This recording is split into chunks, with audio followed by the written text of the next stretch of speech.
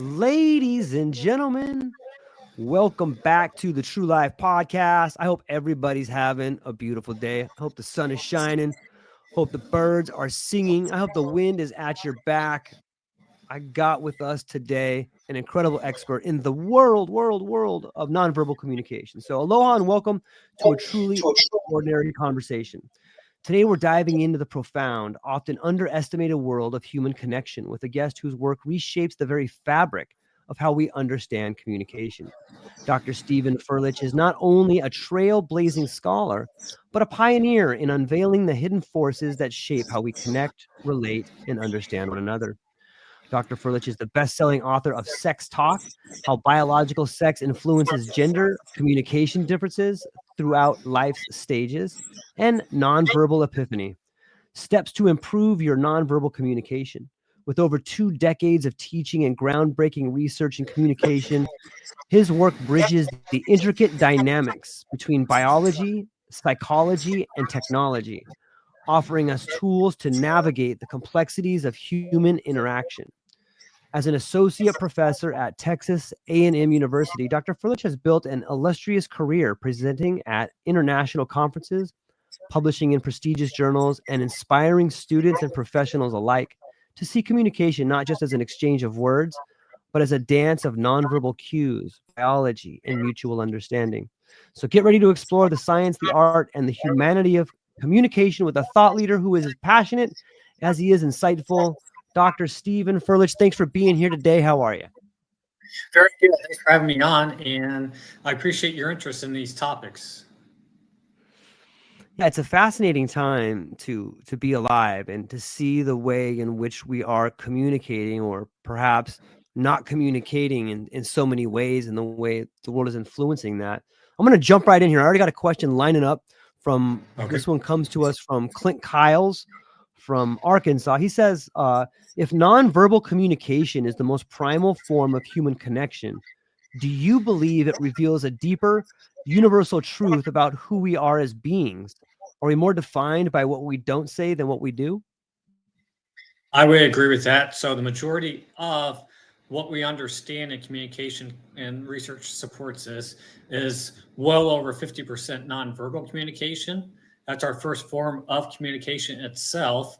And research has found, and this is somewhat interesting as well, both that when someone contradicts what they say verbally and their nonverbal types of behaviors, then oftentimes the nonverbal behaviors are much more accurate than what they're saying verbally if there's a contradiction.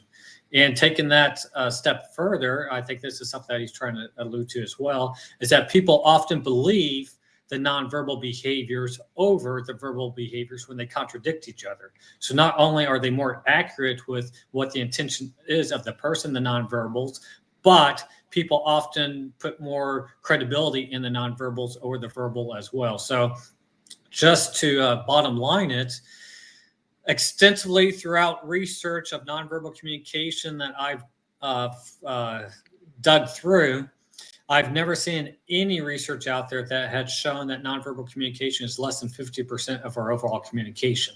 So it expands. I think a lot of times people just throw out the word body language too much, whereas I use nonverbal because it's much more encompassing. So it could be facial expressions, vocal tones. It could be the way that we dress, pupil dilation. It could be the environment. So what's that say about what we have around us personally? It could be artifacts, the odors that we give off. So the odors that we actually give off at more of a subconscious level can actually influence other people's behaviors as well. Man, it's so deep.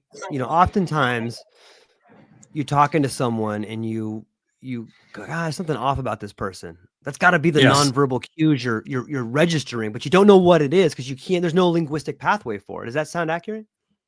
Yes, and I think somewhat is not necessarily on a conscious level, but a little bit more on a subconscious level, more of a gut instinct. So maybe it is something that we do give off certain types of odors non-verbally for certain types of things, or maybe there's something that you pick up subconsciously, such as pupil dilation or a micro expression that consciously you just don't pick up on.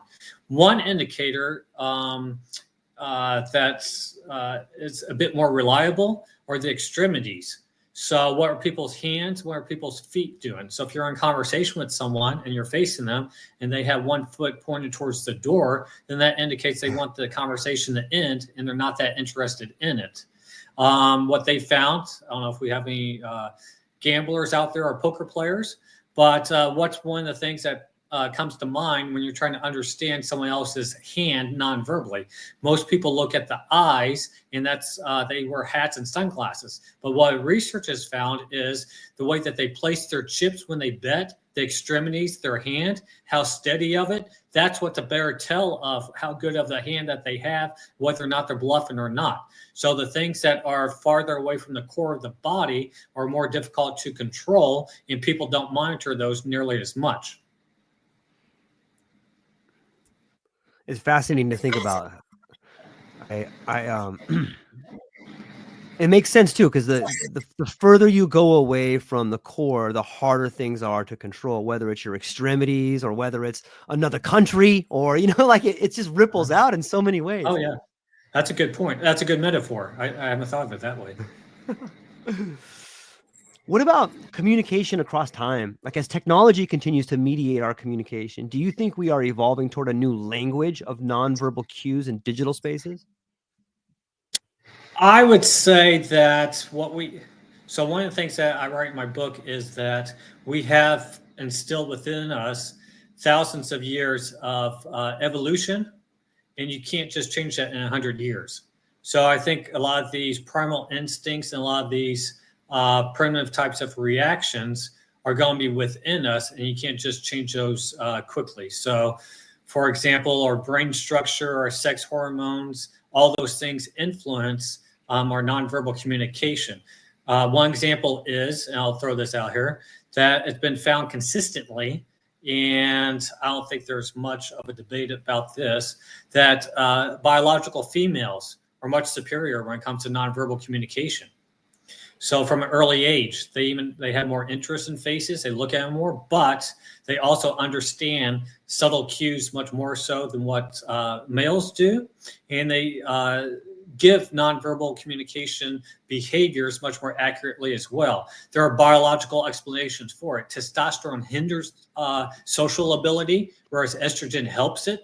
And with biological adult males having at least 20 times more testosterone, and with biological females having at least 20 times as more estrogen, that comes into play. Also, biological females, they have more mirror neurons that are activated during social interactions. What those mirror neurons do is you see someone else's nonverbal behaviors, and then you prepare your body to display those same similar types of nonverbal behaviors, and it activates your body in preparation. So what's that do? You have a similar type of emotional experience as the other person because you're preparing your body to display those similar types of behaviors as well. This thing was sort of enlightening in terms of that research really supports it. Brain structure. That biological females, they have many more connections across both hemispheres, whereas us males, we did have more connections within each hemisphere. So what's that do? That helps with their superior nonverbal understanding because they can access different areas of the brain more simultaneously at the same time. They can engage in conversation while analyze the other person's nonverbal behaviors much more than what us males can, where we could do one or the other, but asking us to do both at the same time you shouldn't have the same expectation for males and females. So I guess what that is in conversations, females need to understand that us males, we're not going to pick up on those subtle types of cues that they may be displaying, that we're going to have a much more of a literal type of understanding. And for us males, we need to understand that it's beyond what she's saying literally for the meaning itself. Yeah, it brings, that's a lot to unpack there. I feel like on some level it really sort of gets to the point of this discrepancy between males and females. Like there's so much argumentation. Like when you look at marriage or you look at relationships, there's all this, well, I told you this. Yeah, but I meant that. But you said this, but like that. Like it makes sense when we start thinking about we're having a conversation, but we're almost talking past one another just because of the way our brains are structured. Yes. So language-wise as well, from early age, it's been found that biological females are much superior when it comes to language ability. Yeah. And again, prior to birth, sex hormones can influence that and can predict language abilities, whereas these male typical types of sex hormones prior to birth can predict your language ability, whereas these male typical types of sex hormones that we think of usually as testosterone, androgens, they hinder language ability. Whereas with these female types of sex hormones of the estrogens, they help language ability. So boys are diagnosed with more language problems, while girls are early on. And from, again, brain structure as well, biological females have a larger and more active hippocampus, which is the area of the brain that's responsible for memory, language, and relationships. And again, having more connections across both hemispheres. And also having more of an intense type of emotional activation during social interactions. And they also have, biological females have higher levels of oxytocin during social interactions, which is that bonding chemical.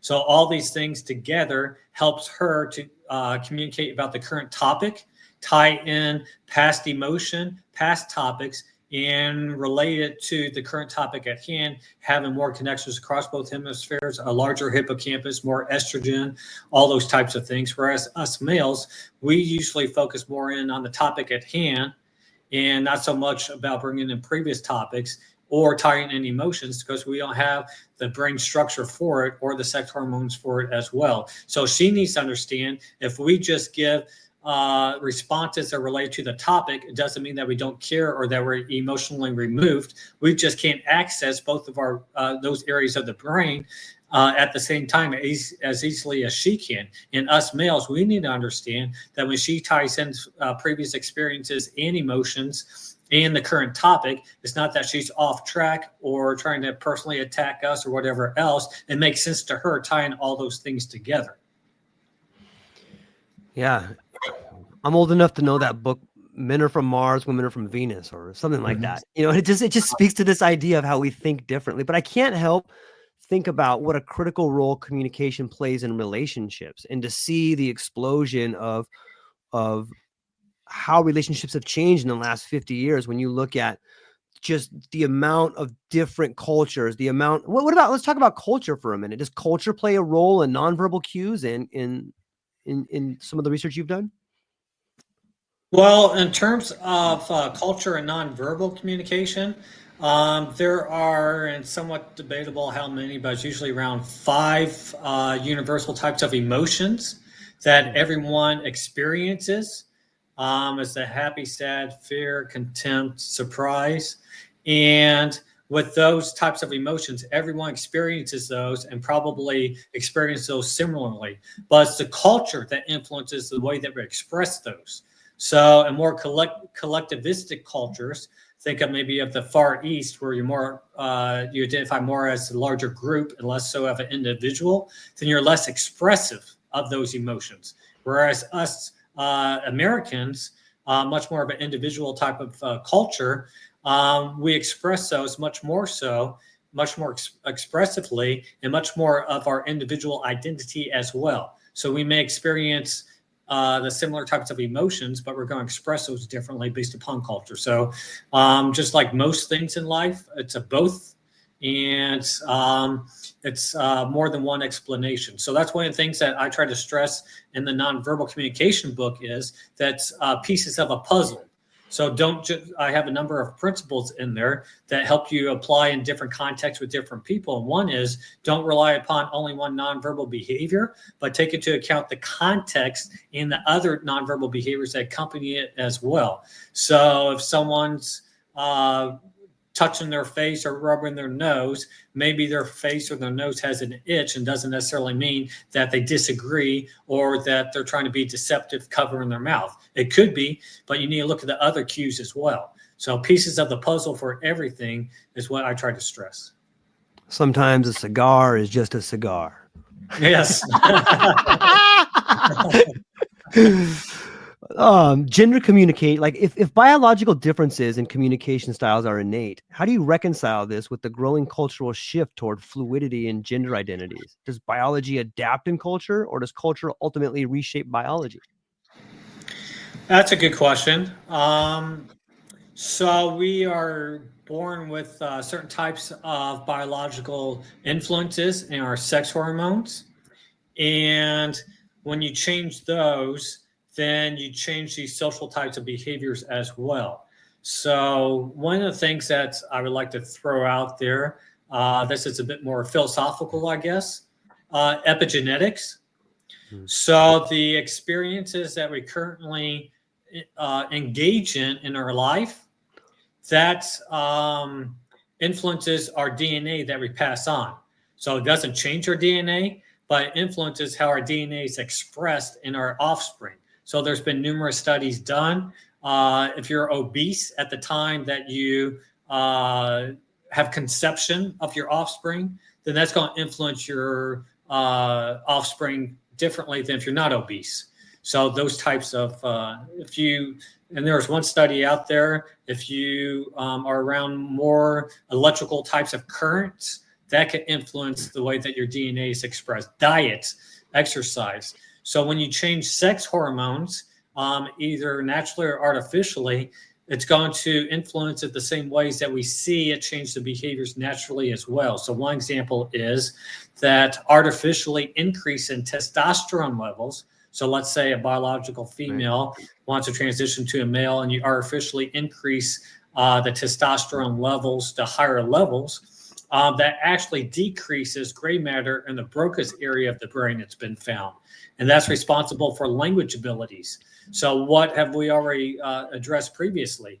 That biological females are superior when it comes to language ability, and us males tend to be a bit inferior when it comes to language ability because testosterone hinders it. So naturally it hinders it, and artificially it hinders it as well. What about this? Let's say a biological male wants to transition into female. And what you do, you artificially lower their testosterone levels. Well, testosterone is used to treat depression. That testosterone has been found to help with the serotonin system, and that helps with that emotional regulation and help to treat depression and fight depression as well. So if you're artificially going to lower someone's testosterone levels, and that helps treat depression or fight depression or the serotonin system, then we need to understand what that's going to do as well. So I think we're still in the early stages of all this. And I think there's a lot of caution that needs to be taken of what's this going to do. You just don't change from male to female, but you change the whole person and what risks are involved with that. And if that person chooses to reproduce, epigenetics, what's that going to do to the expression of their DNA, and how's that going to change our society as well? So I think there's a lot of ethical types of considerations to consider. And then especially I think when you're talking about children, if you're going to do these types of surgical procedures with children, can they really make informed decisions that are going to change the rest of their lives when you start doing these types of surgeries or hormonal treatment or whatever else? So if you're changing someone's hormones and that influences their emotions, what type of responsibility is placed on the doctor if something goes wrong with that? Yeah, it's an incredible time to be alive. And I can't imagine,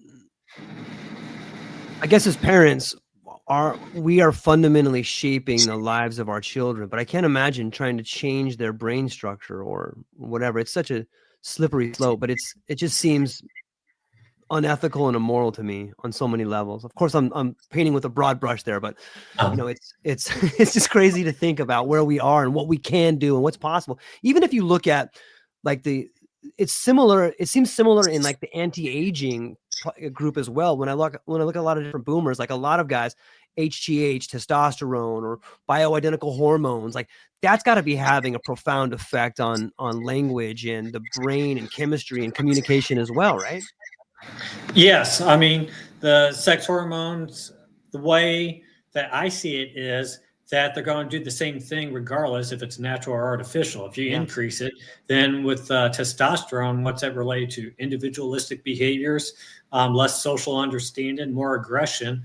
And we see that in sports, roid rage, so steroid rage. And you see these athletes outside the sport sometimes just go crazy and go violent on people, and lo and behold, they're taking high levels of testosterone through steroids and things like that. So you see the same things naturally as artificially, and when you start tinkering and make it extreme, what do you expect? Things to just go calm? Yeah, it's true. It's interesting to think about. I love different languages, and I love the ability to communicate, but sometimes it seems as if people are just side monologuing or talking past one another, even in conversations you have with people you really care about. And as great of a tool as language is, it seems on some level like we're missing. You know what I mean by that? Like you can have a long conversation with someone, but maybe not even truly have it be heartfelt sometimes. Like, what is that dichotomy there? Like language is our best gift, but it seems like it sometimes it's just not good enough. Like you can't get something really deep, meaningful, and purposeful sometimes.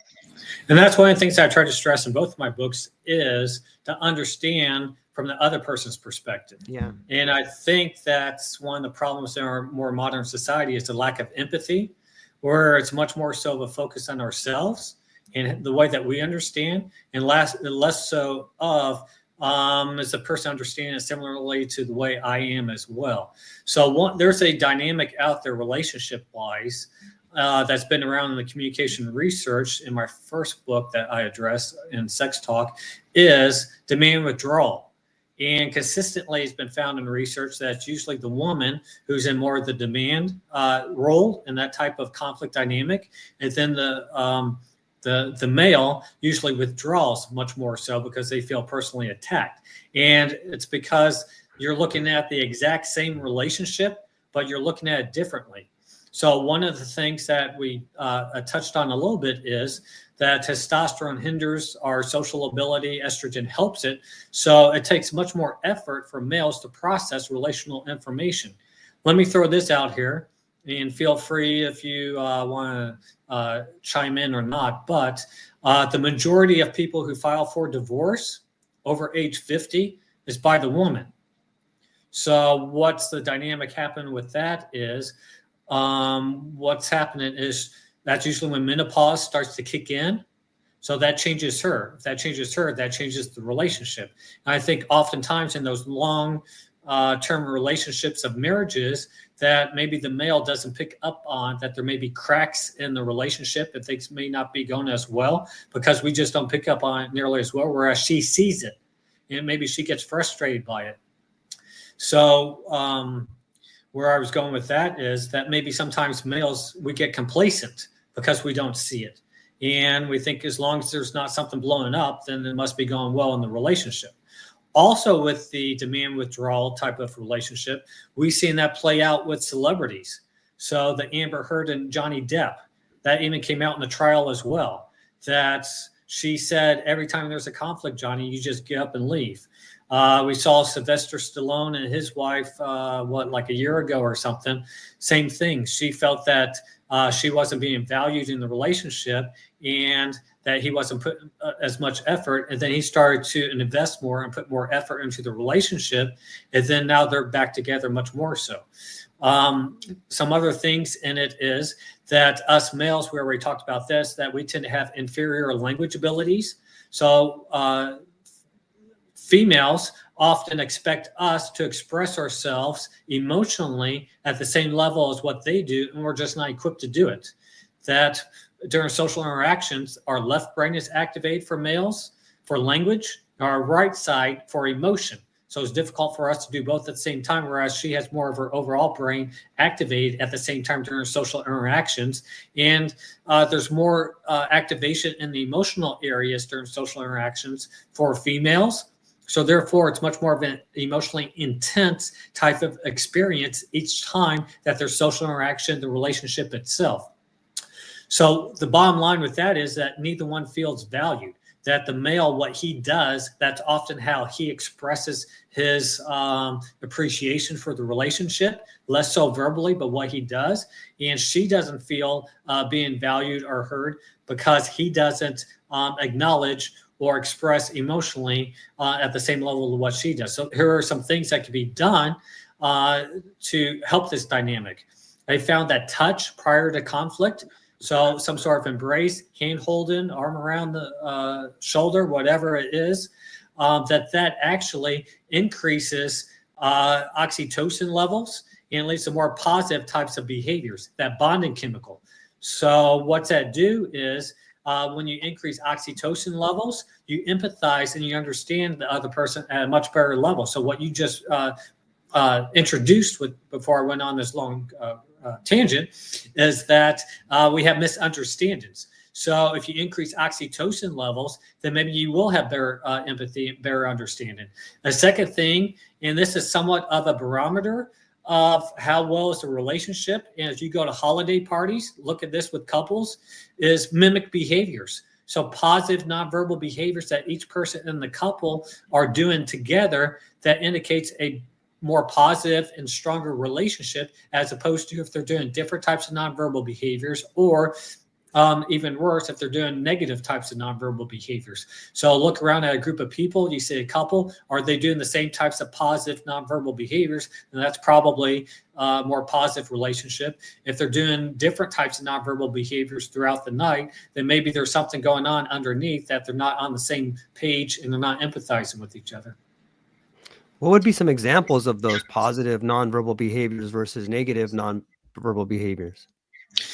Smiling, having a head tilt oftentimes, maybe through eye contact, maybe even as simple as doing the same type of gesture, same type of posture, all these types of things. So what you visually see, and is it a mirror image of the other person, or is it different? Yeah, it sounds to me like if you're mirroring one another unconsciously, then you're more together. You're almost like one entity, like a relationship going into something and facing it together versus two people trying to fight their way through something. You know, it's a lot more difficult to do it that way. And just simplistically, if you're doing the same nonverbal behaviors, what's that do? That activates the same areas of the brain. So if you're activating the same areas of the brain, then you're going to have a similar emotional experience and understand the other person much more so as well. Another example of that is, not relationship-wise, but they found that in the healthcare context as well. So the healthcare provider, the nurse, the doctor, whatever, if they mimic the patient's nonverbal behaviors, they found that they can more accurately assess the pain level of the patient themselves because of that empathy of nonverbal mimicry. Wow, that's amazing. And there's a slight difference, mimicry and synchrony.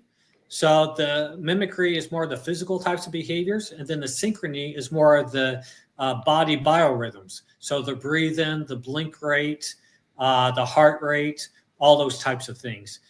I go into my Nonverbal Epiphany book, I go into a little detail. If you're trying to persuade someone, then you can do that through the mimicry and the synchrony. So you go out to lunch, and one person, the other person uses their hand to grab their glass, and then you grab your glass. Or they grab the menu, then you grab your menu. They use a fork, then you use your fork. And then you stop. And then you start to do a behavior that's different and see if they follow your behavior. And then if they start to follow your behaviors, then they're going to follow your other types of suggestions or ideas or whatever else as well. And it all starts with that mimicry. Yeah. You start building some momentum. Get them to agree a couple times and watch out. You close the deal. Yes. Yeah, it's fascinating to think about the ways in which behavior is contagious. Like, we don't think about that, but Yes, it can be, right? that's a good point. And there's a term out there academically, emotional contagion. So, for various reasons, non-verbally, that people tend to take on the emotion of the other person. So you go to some sort of social gathering, and it could go either way. All it takes is one person in a bad mood to make everybody else uncomfortable or negative, Yeah. or maybe just one person in a good mood and lightens up everything for everyone else. So it is very contagious in relationships as well, emotions. One thing we talked about, the positivity in relationships of mimicry non-verbally in relationships, and what has been consistently found, unsurprisingly, is that it works much better and it's much easier for the female to adapt her nonverbal behaviors to adjust to the male than it is for the male. She's much more socially aware, and it's much more easier for her to change her nonverbal behaviors to what the male is doing than it is for him to observe what she's doing and change to hers. Then if we apply the previous strategy of she's able to adapt first, create some mimicry, and then start mirroring, and then you can actually change the behavior in a way. That seems like a great way to de-escalate a situation in a relationship. That's a good point. So one of the things, I guess, that you could take away from what we already said in conclusion is that females are just superior social creatures. So that's why, maybe it's my opinion or whatever, but that's why I tell my classes as well that a bit more of the burden of the relationship is placed on the female, just because they're very equipped socially, language wise, empathy, understanding, sending nonverbal cues, all those things for how well the relationship is going. Then if you're going to put the burden on us males, we're all doomed. It's true. Like, we just go to violence. We're like, this person's not doing it. I got more power than you. Just watch this. I have a chapter in my first book, the sex talk book. It's called Women's Sixth Sense. And it basically details all the five senses and how women are superior in all five of them. So they could hear a larger range of sounds, more sensitive to touch. There's been a study done where they have a curtain and they have people on both sides of the curtain. They reach their arm through and they just hold the other person's hand. And females can identify the other person's emotional state much more accurately than what males can. Or they show in pictures of just the eyes. And females can identify the emotional state of the other person just by looking at the eyes much better than what males can. Smell and taste are much more sensitive for females than what it is for males. And this last one, it's been relatively consistent, is that females have a much better visual system. So color vision is on the X chromosome, and females have two X chromosomes. Who you think is going to have better color vision? Also, they have more P cells in the retina. So what the P cells in the retina do is they help with color vision, but also detail. So in my Nonverbal Epiphany book, I guess the image that cracks me up most and that I like most is I have a color kind of spectrum of all these different shades. I have a boy on one side, a girl on the other side, and then it shows what colors the boy can see and then what colors the girl can see. And you can see how females can pick up on subtleties, subtle colors, details, much more so than what us males can. So they need to understand, I get frustrated by us if we overlook types of things, or if we're not just not that good with fashion with the way that we dress as well. Yeah, it's crazy to think that there's so many differences, but I think it also speaks to what can be an incredible team. Like, if you're Yes. aware that your wife or your girlfriend on some level has these different way of seeing the world than you, then you can rely, and you have a different way of seeing the world than she does. Then both of you can rely, if you have a healthy, trusting relationship, which is hard to do, but if you can, then you can really move through life in a way that's like a superpower, because you can rely on each other to move through the difficult times. Like, sometimes you just need perseverance. Sometimes you just need the unrealistic expectations of a man that's a dreamer. Like, listen, we're doing this. It's going to work. Trust me. Or some girls like, I see the fucking road, George. That is never going to work. You're like, I got it. Watch. But we need each other like that. And like, if you can rely on each other, there's a real harmony of moving through the world in togetherness, right? That's a good point. Complementary. Yeah. So just like you talked about, seeing the same thing differently, us males, we tend to look at more of the big picture, Right. and females, they tend to look at more of the details. So you can see how that complements each other. Yeah. One example is just numbers. Let's say you have 7 different numbers together. Us males see as one large number, and then females tend to look at as individual numbers put together. Same thing with like a puzzle or whatever else. They see the individual pieces, we see the whole puzzle. So you can see how you can get a more accurate understanding of a situation by her looking at the details, us looking at the large picture. Something that's been around for a while, and a lot, people want to downplay as stereotypes or whatever, but us males tend to be superior when it comes to spatial ability. Testosterone helps spatial ability, whereas estrogen hinders spatial ability. So us males consistently tend to be better when it comes to cardinal directions, north, south, east, and west. And females tend to rely upon, and they do just about as equal as what us males do with landmark directions. So they usually want what's a physical types of things to turn. They don't want us telling them northeast is where you turn. Women are better at communication and men are better drivers. We got that going for us. You know what I mean? I think the research supports that. It's amazing to think about just all the little idiosyncrasies and the little things that people snipe each other at during relationships, and how they may have a biological reasoning for that, and they become stereotypes, and they become the jokes at parties, and they become the little things. And unfortunately, they can become the cracks that, break open things. But it's biological. There's epigenetics, there's genetics in there. And we got another question coming in about the role of silence, Dr. Furlich. It says nonverbal communication thrives in silence. Do you believe silence has its own kind of language, one that is richer or more authentic than spoken words? What does silence reveal that speech conceals?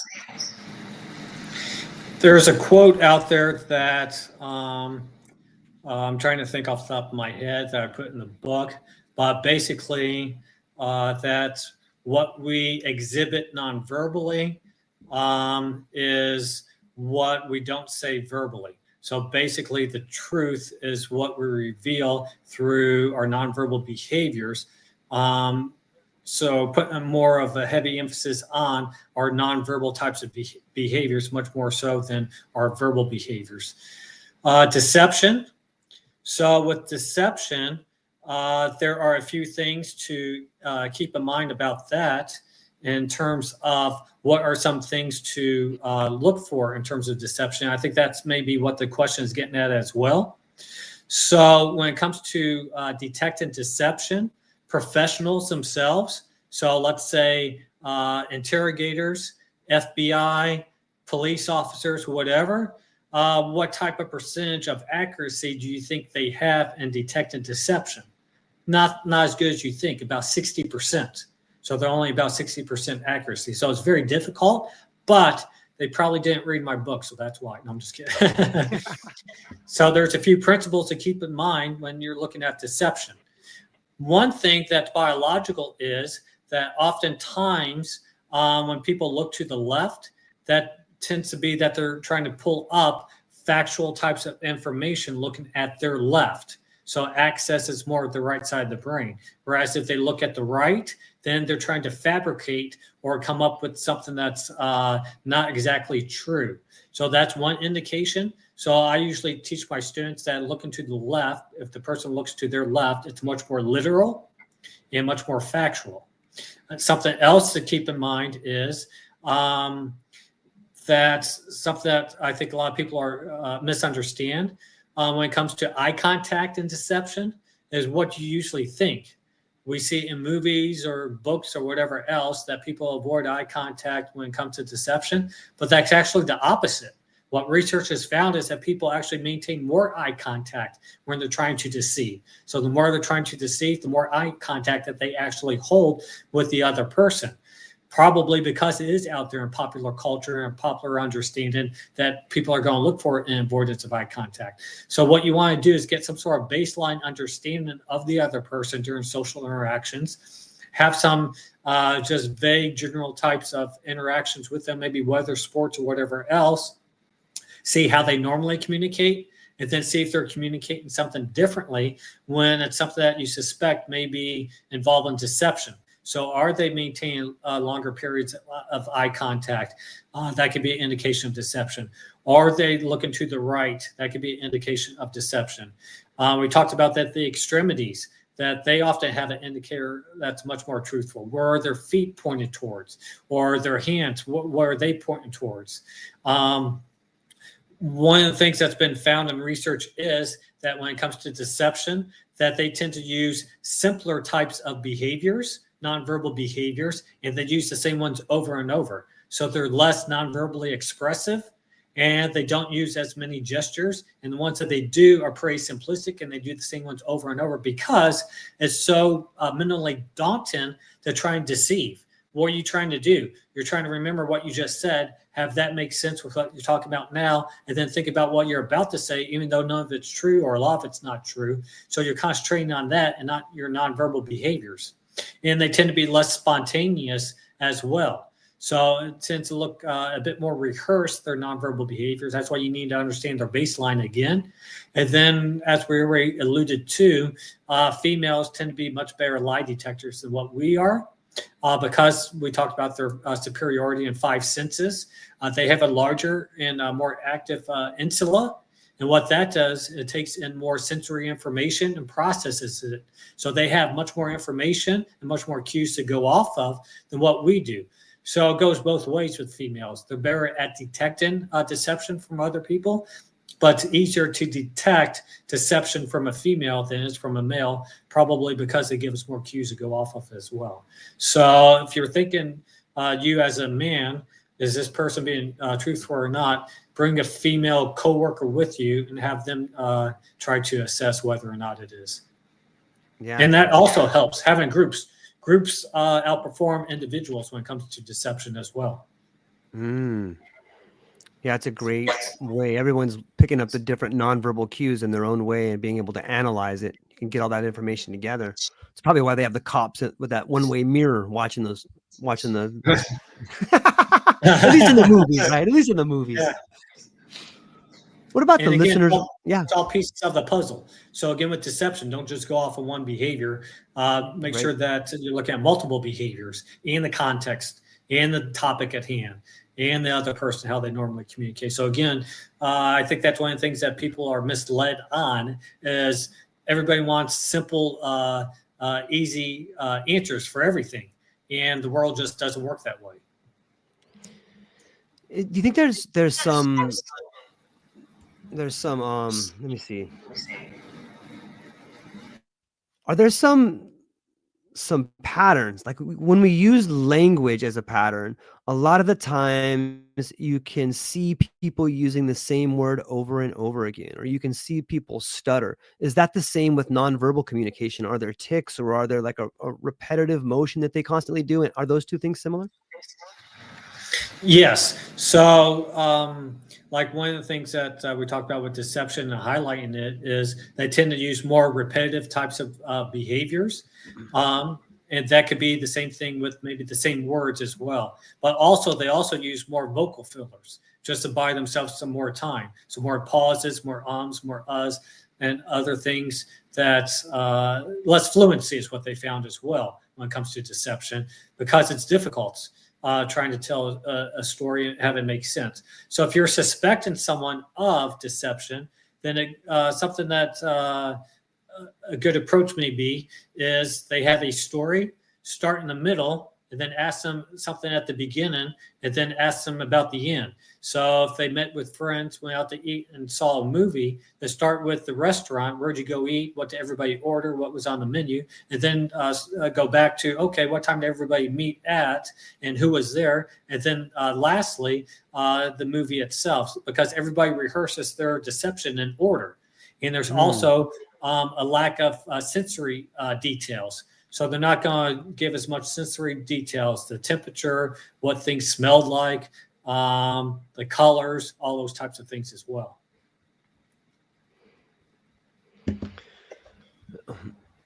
Everyone rehearses their deception in order. Like that makes me start thinking about this concept of time and how silence, sometimes that silent pause can really have like this overwhelming effect on people. What is the role of time in communication? I know that's a broad question, but you know what I mean, like the silent pause or waiting to talk, or some people say if you just count to 10 before you say something, the other person will feel it to be have a little bit more gravity. But what's your take on time in communication? One of the things that's been found in the research is that oftentimes people are poor listeners because they're too often anticipating what they're about to say, not listening to what the other person's talking about. Also, that when it comes to time, what you do, I have a whole chapter on time and how that actually influences our perception of time in terms of does it seem much longer or does it seem much shorter, depending upon what the task is, who you're around, and other things as well. So, one of the things with listening is I think too often people are passive listeners and they're not active listeners. So, if they're not, some of the tips that I give is to actively critique what the other person is saying. So, what are some of the strengths? What are some of the weaknesses of it? What type of support do they give? What are some of their nonverbal cues that go along with it? So, the more active that you are in the process, the more likely you are to remember what they're saying and not just think about what you're about to say next. So, again, I think a lot of it goes back to that empathy, understanding from the other person's perspective, and less so on just about yourself and what you want to respond as opposed to what you're actually listening to. So active listening versus the passive of just standing there thinking about what you want to hear next, say next. Yeah, so you don't have your feet pointing towards the door. You're not thinking about other things.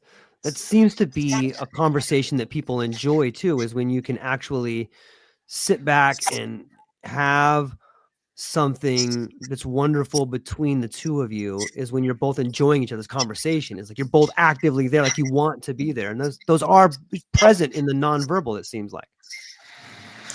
And one of the things that I don't think a lot of people are that aware of, and I cite it in the nonverbal book, Nonverbal Epiphany, when you're having a interpersonal conversation with someone, like you're alluding to, the triangle technique. So, what are you trying to balance is being engaged with the other person with eye contact. But if you have too much eye contact, then that comes across as aggressive. If you have too little eye contact, then that comes across that you're disinterested. So the triangle technique is to look at their left eye and then maybe their right eye, and then you break it down, the eye contact to their mouth. So you try and go in some order of each eye and then the mouth, and you could go left to right and then down, or down and then up to the right and to the left, and some sort of variation. But what you're trying to do is maintain eye contact with the face during the whole time, but not come across as too aggressive by just looking straight at them with the eye contact itself and not trying to look away as well. You want to make sure that you break eye contact down, because if you break it up, then that comes across that you're as a power play, that you're trying to show that you're superior, that you're trying to be more aggressive when you make eye contact and you break it up. If you are trying to maybe show someone up or be a bit more dominant, then maybe you do consider breaking eye contact up instead of down.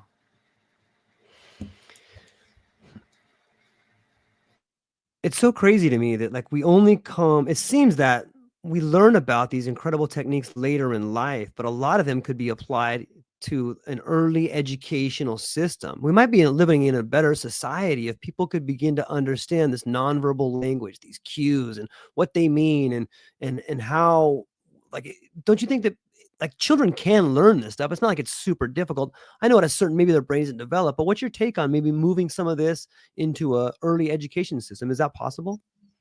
I think that's a great idea.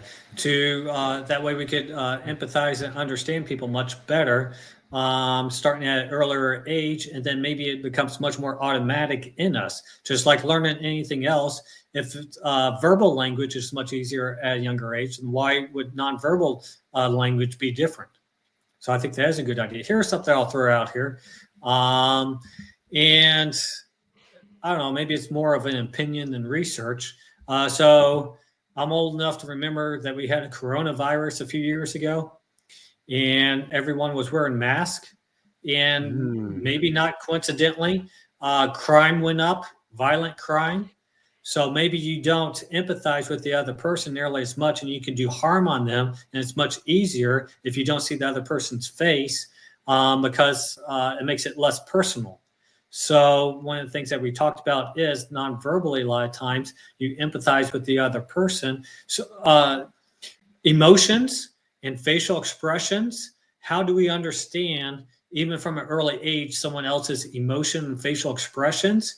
It's through mimicry. So what often happens is we see someone else's facial expressions, and then our face does it very quickly in a micro expression, the same one that we see. And that's how we understand someone else's emotion. So if we can't see someone else's face, then we don't empathize with the other person. And maybe it is much easier to do a crime, to do harm on the other person, because we don't see them as an individual person. We see them as just objects. What do you think about that? That's more of my own theory I threw out there. Yeah, I love it. I think it speaks to the idea of dehumanizing people. And on some way, when you put a mask on, I thought this is amazing. I'm gonna walk into this bank with a bandana on my face. Watch this. Like, this is amazing. I can totally do this, and I won't even get in trouble. I felt like a gunslinger on some level, even though I was not going to commit any crime. But to think about the crimes that were committed during that travesty, like how much failed learning happened because people had mask mandates. Like, that's criminal to me, to take away the learning ability from children and the communication that happens, the rich communication between mothers and children and fathers and daughters and all of this. We're just going to wipe this out for this idea of something called the greater good. I agree with you 100%.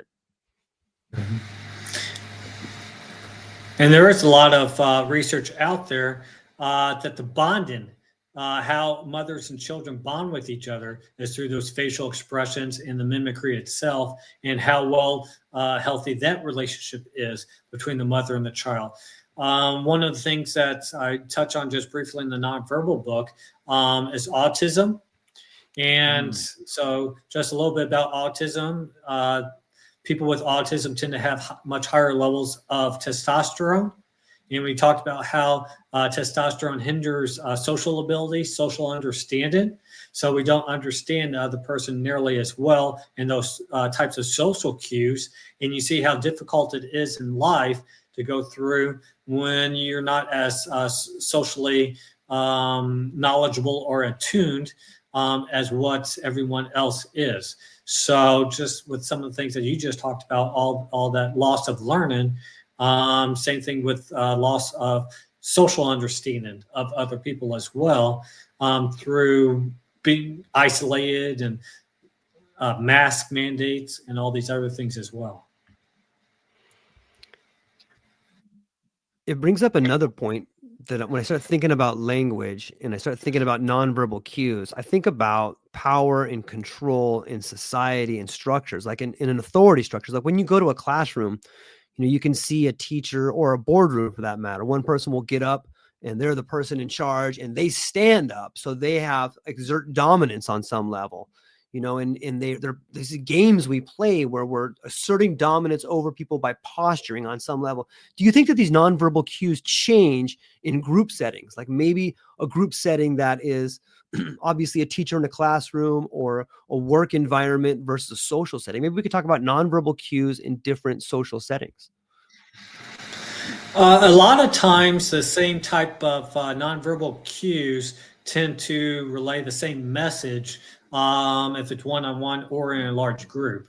So they tend to have the same meaning and tend to have the same types of effects. So for example, if you're talking to someone one-on-one, or if you're talking to a large group and you tend to have, you do a gesture and your palm is down, then that tends to be much more of a dominant type of gesture, as opposed to if your palm is up, then your palm up is much more of likability and trying to get along, openness to the other people as well. So a lot of times they transfer similarly with each other.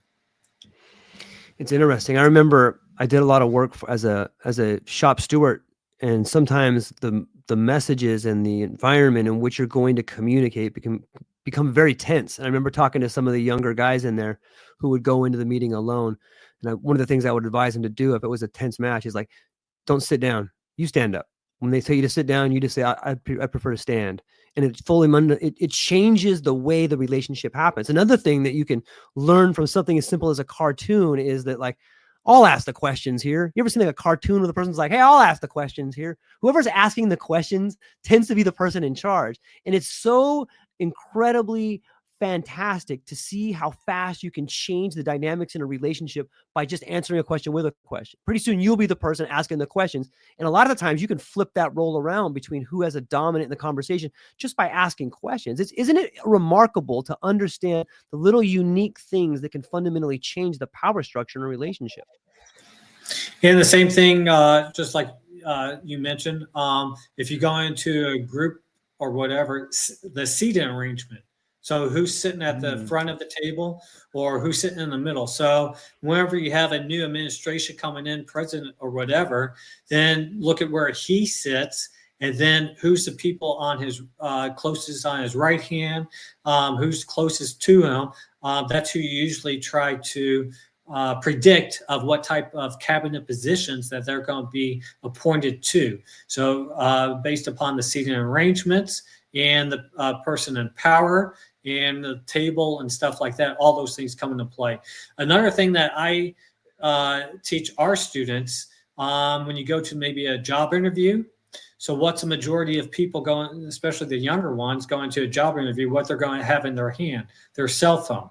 Well, instead of having a cell phone in your hand non-verbally, what if you bring in a periodical that's related to the job interview itself? So if it's in finance, maybe you carry the Wall Street Journal or Investor Business Daily in your hand as opposed to a cell phone. We had one student, a graduate student, who went for a faculty position job interview.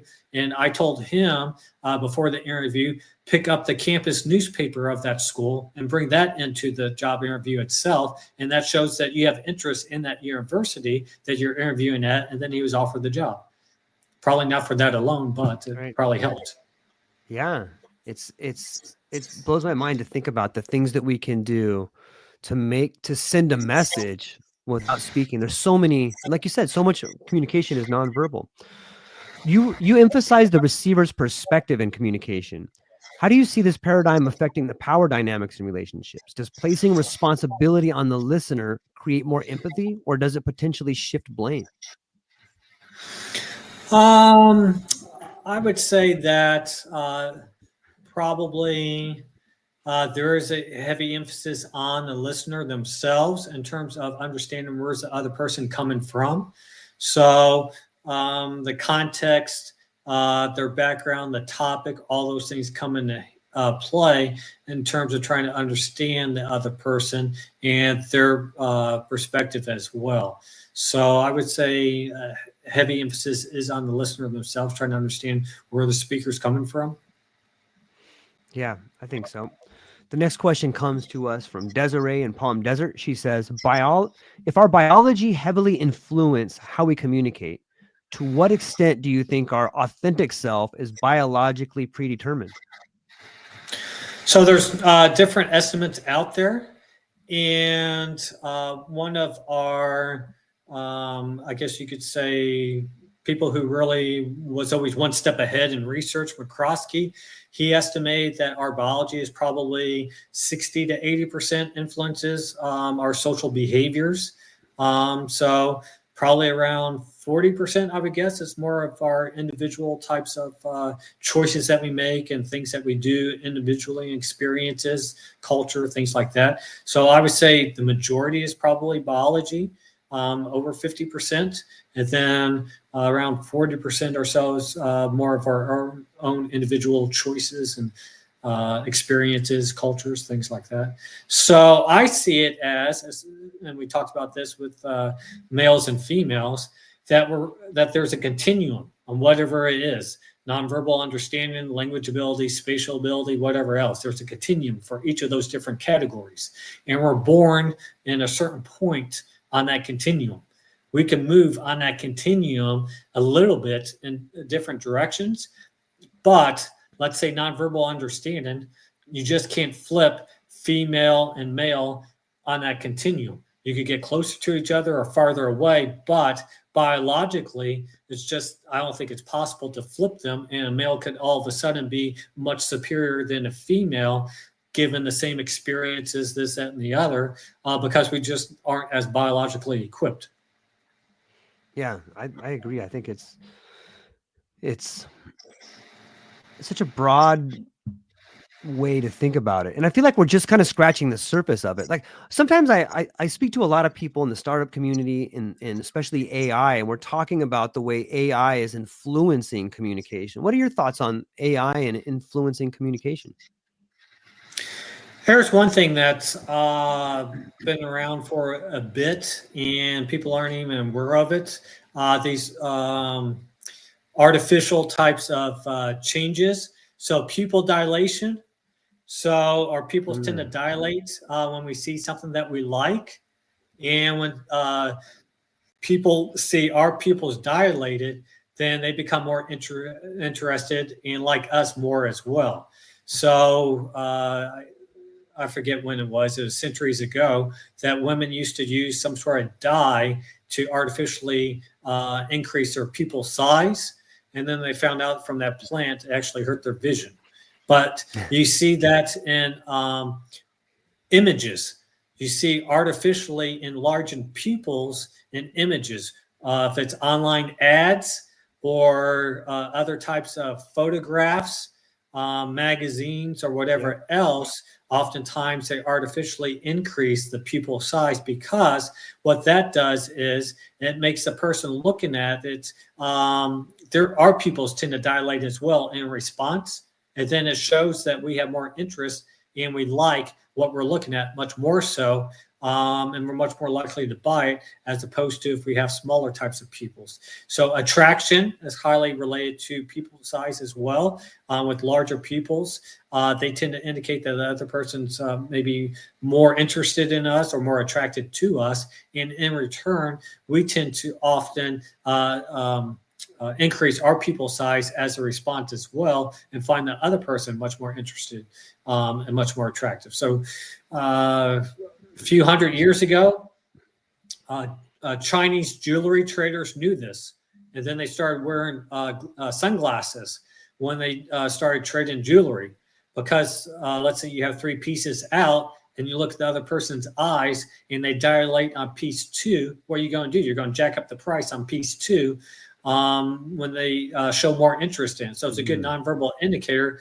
of the level of interest, and it's being manipulated, like you're talking about, artificially with AI or whatever else, to get us to have more interest in whatever it is they're trying to sell us.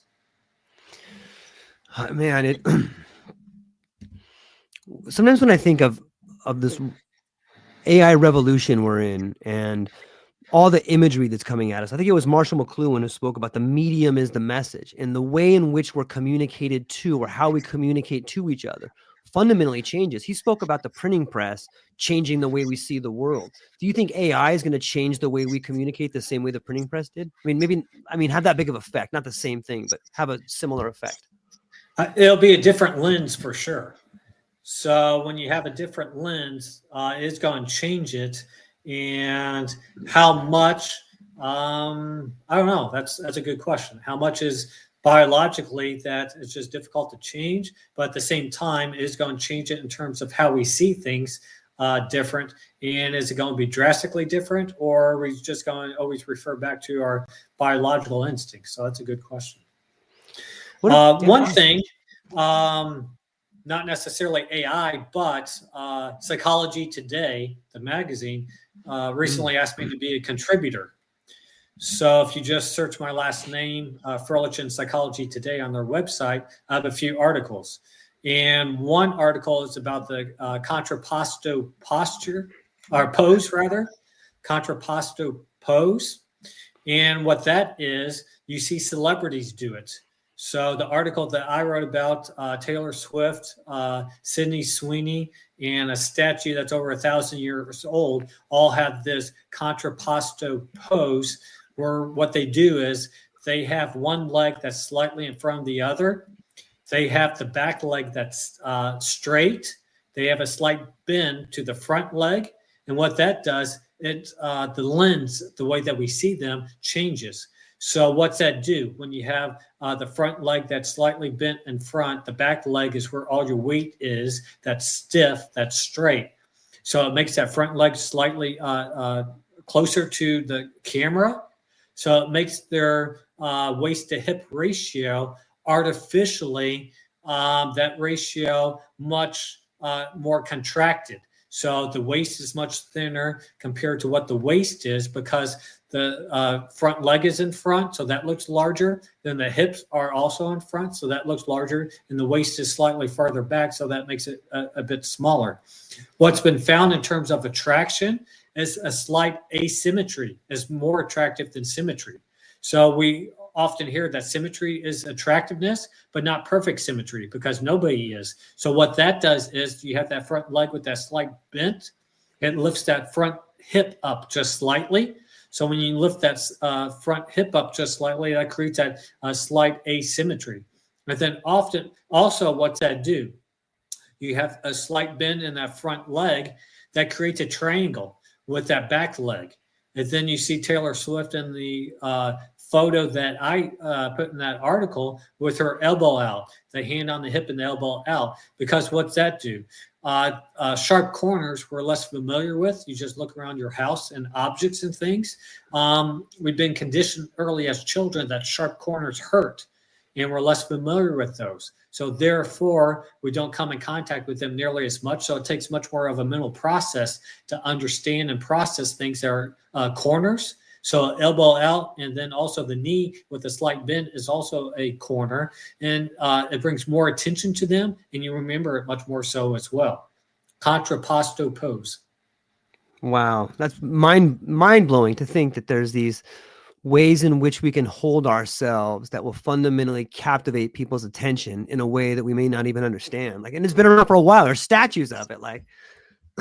And attraction as well. So not Yeah. only do you look at it longer, but you find them more attractive, and it also distorts to a larger extreme their body types of proportions and makes them much more attractive as well. So it is mind blowing what you just said, that these statues are over 1,000 years old with the same pose as today, that modern science has confirmed. And then also, I cite an article in there where they actually do brain types of activation recordings in the areas of the brain that are responsible for beauty, have more activation when you're in this pose as opposed to a neutral type of pose. Wow. The idea of just stimulus response on some level is mind-blowing to me. Just the way that we, boom, stimulized response. In some ways, I think it's beautiful, but in other ways, I'm like, man, we are just so ripe for manipulation if someone thoroughly understands how to do it. Yes, and it's been exploited.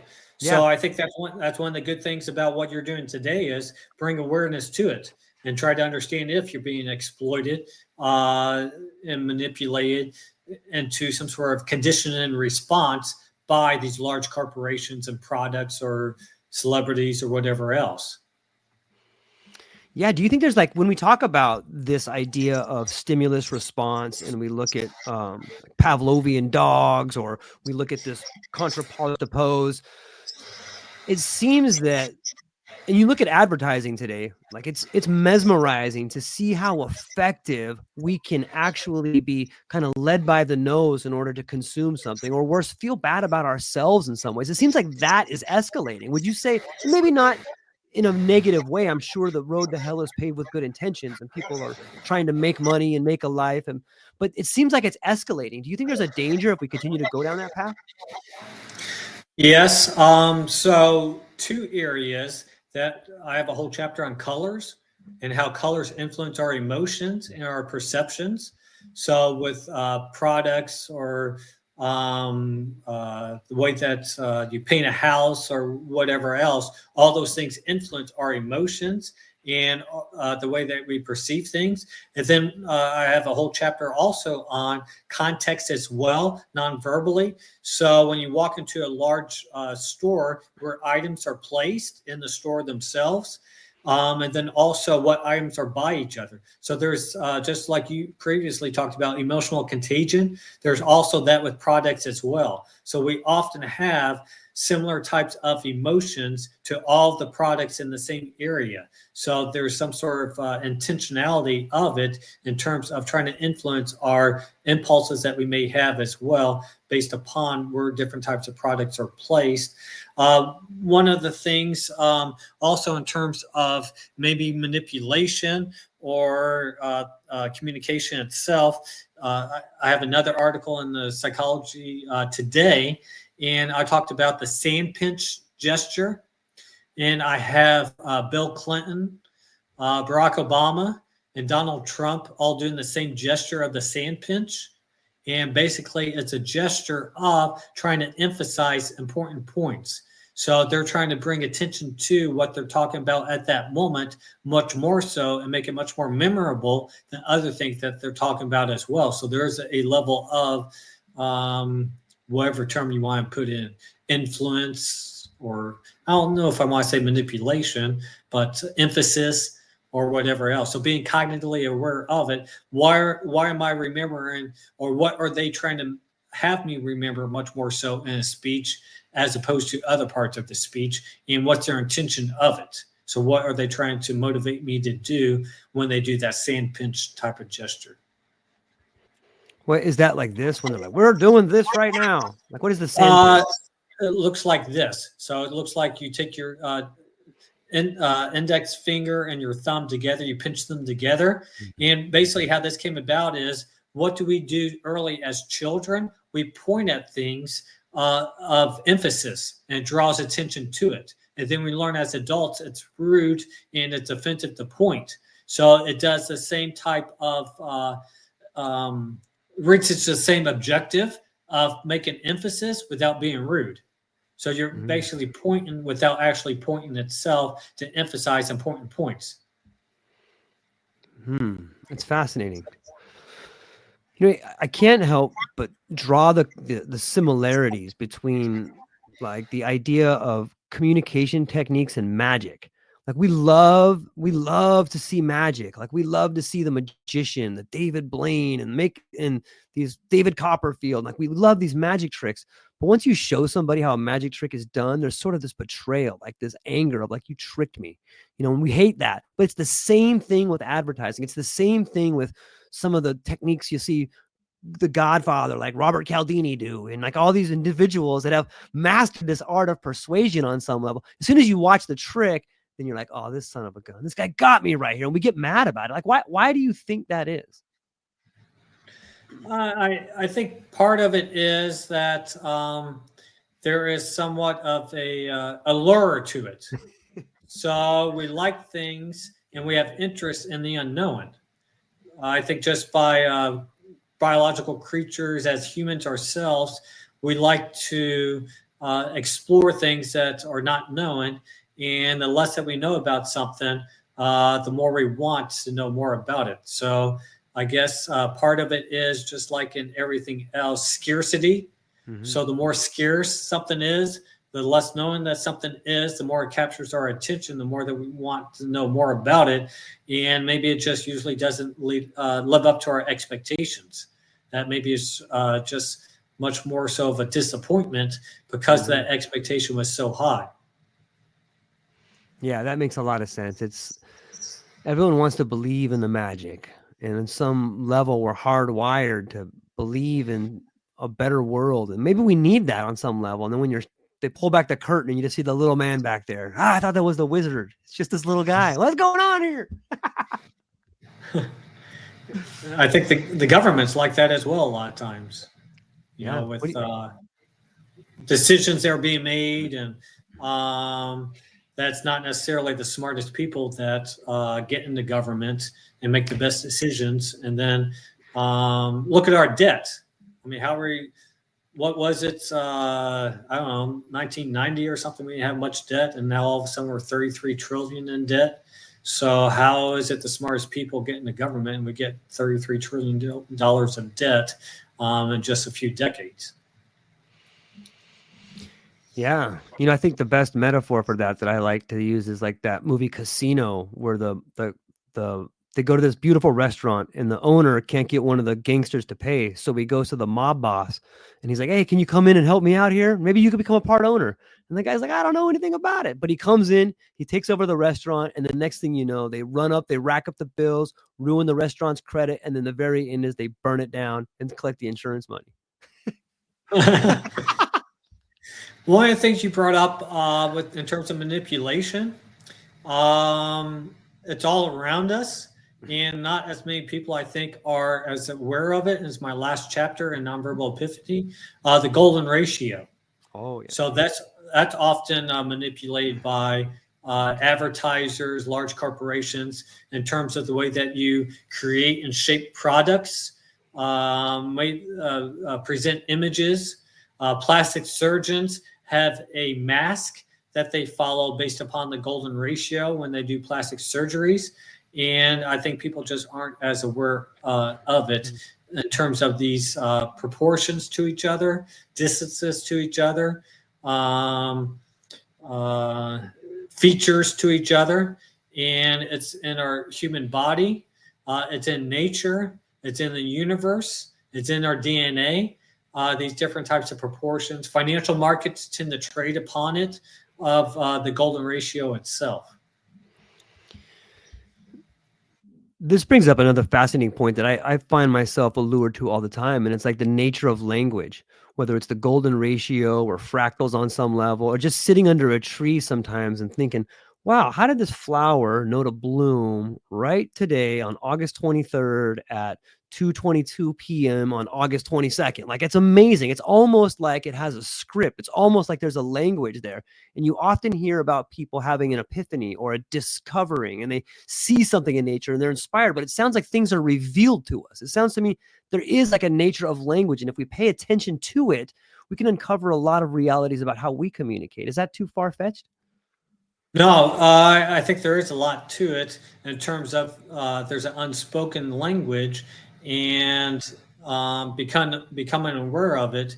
What's that do? That just gives you more information to make better informed decisions and being more self-aware and aware of other people and our surroundings as well. So your flower example, oftentimes the physical features are based upon the golden ratio as well, in terms of what's the inner part of the flower versus the petals and things like that, in terms of their shapes. So it's pretty interesting to see seashells, animals, the way that there are different types of features, art. So centuries ago, they're finding out that there's a lot of famous art types of displays that are based upon the golden ratio as well. And how much is that subconscious? How much is that intentional? And now much more so intentional when you have these artificially types of things that you could do. Again, being aware of when are we artificially being manipulated or suggested or whatever else based upon maybe the golden ratio. I love it. Sometimes I think of this idea about the evolution of language, and it seems that a recent evolution of language is to like verbify everything. Like, now you Google stuff. If you want to name a company, you name it after a verb, and it seems to me like on some level, the evolution of language is changing nouns into verbs. And if you just think about my name, George, or your name, Dr. Furlich, like, it's sort of a process. It's sort of a verb. Have you noticed this pattern? And if so, what might that say about where we're going? So when you write, one of the things that is often taught as a skill when you write is being more active. So just like we talked about in conversations, not being a passive listener, but being an active listener. One of the things when you communicate, giving a presentation, you want your audience actively engaged. So it makes them much more active, much more in the process and involved in it. When people are more active and involved in it, maybe it's a suggestion of the word itself suggests being more actively involved, that you're more invested in it. If you're more invested in something, you're more likely to do something. So that's one of the things when you give a presentation is to have the audience active in it. So maybe you start out with a rhetorical question. Have you ever thought about, or have you ever noticed, or have you ever wondered?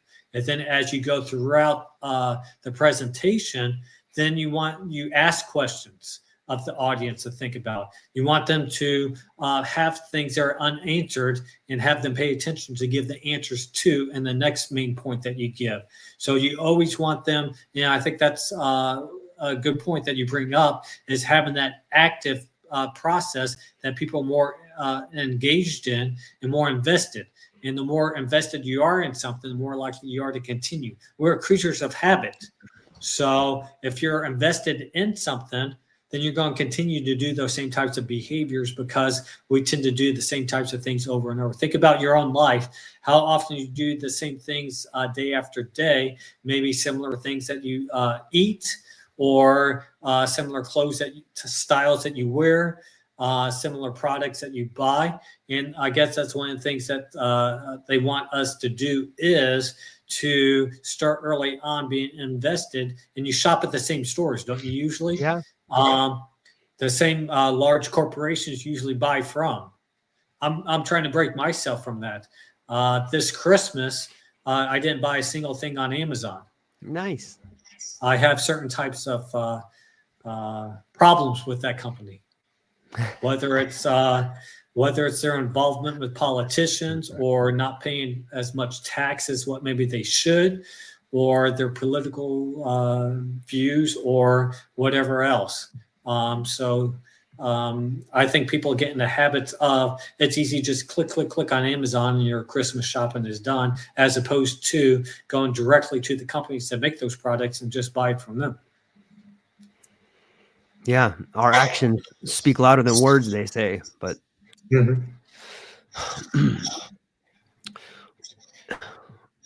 let me come here too. I got another question coming in for you. It says future of communication. With advancements in AI and brain, let me just hit this button real quick. Future of communication with advancements in AI and brain computer interfaces. Do you foresee a world where we bypass verbal and nonverbal communication entirely? If so, what do we lose in the absence of that human touch? I don't see it as bypassing it. I see it being reduced. And I see it as one of the things that you brought up previously. It makes things much more impersonal, and that's going to change our behaviors as well. So I guess one of the things that we talked about is that when we were going through that coronavirus things and people were wearing masks, that made things impersonal. And then warfare as well. Yeah. If you fly a drone and you blow up 10,000 people, it's much easier, I would think, than if you walk up to somebody and you stab somebody who you can see them face to face and look in their eyes. So I think that changes things in terms of removing the individuality and the human aspect on that, in that example. But then also you're manipulating large groups of people, you're exploiting large groups of people, and it's much easier than it is an individual where you actually see the outcomes as well. So Facebook, they're often criticized, and probably rightly so, with trying to make people addicted to certain types of things on their platform. And ex-employees have come out and say that's what their main goal was, and their job role was to get people more addicted on Facebook with certain types of games or whatever else.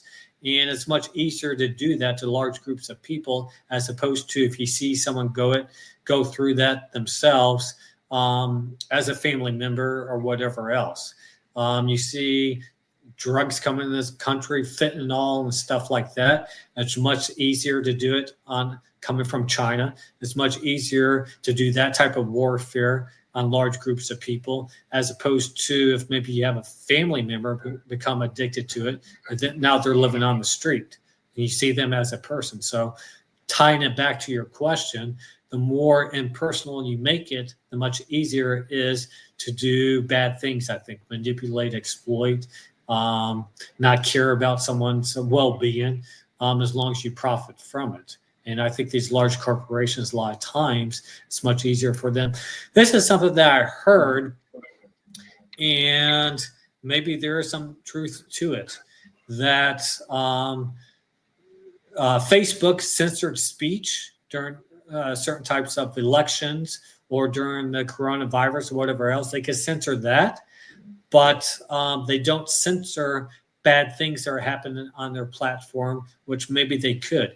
Human trafficking, child exploitation, other things as well, maybe because there's a number of users on their platform and it increases their numbers, and they're okay with certain types of exploitation because that's what maybe their business model is, and that harm they accept as being part of their business model, but harm that goes against their political views, they're not okay with that, and they want to censor the views that misinformation or bad political speech or something that's against the vaccine or whatever else. So they pick and choose what things are ethical and moral, what things are not. And I just think it's, I don't know if you want to say evil or to accept these types of things of human trafficking because it helps you get more online traffic for your business model. Yeah, it's interesting. There's a excuse me. There's a recent podcast with Rogan and the guy Beans. I forgot. I think he was from Netscape, and he was talking about the way in which NGOs have done the censorship for government, because technically we have this thing called free speech, but no problem, let's just hand it to an NGO and then they can go and threaten to pull all the advertisements from whether it's X or whether it's Facebook, Instagram. Okay, you guys either censor this or all your ads are gone. You'll lose $3 billion. You have to cut all your staff. And you start beginning to see how, communication, while what it seems on some level is the one thing that can free us, is desperately trying to be pushed down and shoved and manipulated and cornered into these areas where we start censoring ourselves, when we stop speaking what we think is true. And in some level, if you do that long enough, it seems like you lose the ability, or maybe that's the hope of people, is that if you can just squash it long enough, you can condition people not to speak out on some level. Do you think that's accurate? I think it's pretty simplistic. When you can control what people can say, you can control what people can think. So you can control how people see things, view things, understand things. When you control what you can say, you control what they can think, and then it's much easier to control the society, can manipulate people, and make a much more obedient type of society as well, especially when you start targeting certain people, certain groups, certain political views as being very harmful, going in democracy. How many times do we see metaphors or analogies of Hitler in this political type of rhetoric that was going on as well? So if you have people see things in a certain way and you do that through language, then you control people's language, you control people's thoughts, and maybe you control people's votes as well. Yeah.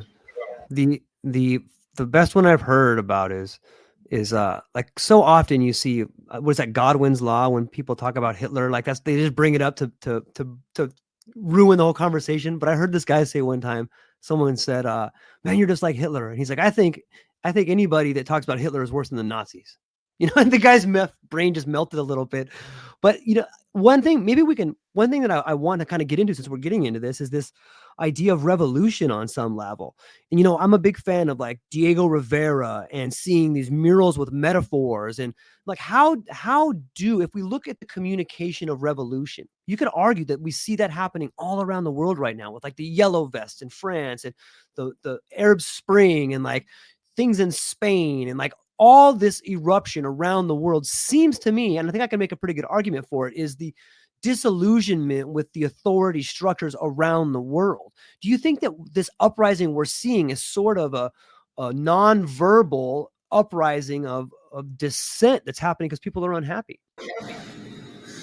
I think so. I think a lot of it is against. So these people who are in power and control, what's that doing? Is it making our lives better or not? And we're being told that our lives are being better as maybe crime's going up, inflation's going up. You see that our standard of living is not improving, or education. Look in our country. We spend probably more than any country on education, but look at our rankings and look at where do we fall in comparison to other countries. It's much lower to countries that are spending much less. So what are we actually getting for the money that's being spent of our tax dollars and things like that? So I think people are just being frustrated, and they're seeing certain types of coincidences or similarities or common causes, and they're rallying behind these types of common causes as well. So I think that really motivates people, is what I'm trying to get at. And people are just frustrated and tired of seeing the same types of end results. One of the things that you saw, this sort of cracks me up, with Trump being re-elected, elected again this political term, that he increased in every demographic category the vote support for him, except one, and that was the white people. So he fell in white people, but he increased whether Latinos or blacks, Hispanics, Asians, or Native American, whatever, all these different categories, he increases votes in those and decrease in only the one category of whites themselves. And I guess it comes back to that maybe we should stop trying to pigeonhole people and categorize people based upon race and assume that they need to think the same or have the same morals or values or whatever because they belong to a certain racial group or ethnicity or whatever else, but maybe people are more similar to each other in terms of what's important to them, and it goes across those types of boundaries that are being placed upon us. Yeah, I couldn't agree anymore. It blows my mind to listen to sometimes you can watch television or you can listen to some people in positions of authority, especially in government. And a lot of the times definitely in large corporations and boards, they speak about this idea of we got to work as a team, we got to work together. But then they have words like target demographics. Like these two things are not the same. Like you can't target this group and we all be the same. Like those two things are not a cohesive piece. And like you can just see the facade crack when you look at the way in which people speak about working together, but then look at the tactics and the strategies they use to win. They're two completely opposite things, right? Yeah, I think that a lot of it overlaps with what we're talking about with artificial intelligence or whatever else. We're losing the individual and just seeing everybody grouped together with some sort of oversimplification. And you don't see them as an individual person and as a human, but more so of what tribe do you belong to. And because of that, that's how you should behave, you should vote, you should act based upon the groups that you belong to. And I think people are just tired of it. And I think that was one of the end results of the past election, was that people are being tired of being told how to think based upon what you look like or your background or whatever else.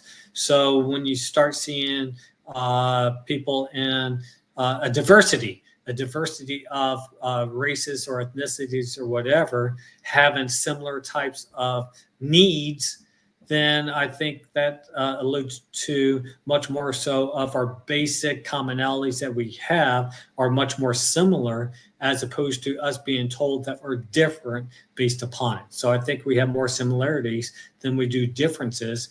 But it's those differences that people are trying to exploit, I think, in terms of trying to get more support for whatever causes that they have. So inflation with people in the inner city, how is that different from inflation with people living in rural types of places? Same thing with crime, same thing with these wars that we have breaking out all around the world. How are all those things racially different, ethnicity different, religious, different, or whatever else. I don't think it is. I think a lot of it just overlaps very similarly with people or people. And that's one of the things that I teach when I teach intercultural communication is that maybe there are some differences in culture in terms of behaviors, in terms of different levels. But when you go into things that are deeper, morals, values, right and wrong, that those things are much more individualistic. And you can't just assume or pigeonhole people based upon those things that are deeper, the morals, the values. But maybe with behaviors, they are different based upon culture. But that ends when you're trying to talk about these morals and these values and what's important to people. Yeah, it's interesting to see the state in which we're in when it comes to language, and the language of like the war machine, or the language of manipulation on some level. I love different words and I like wordplay. Can you have a university?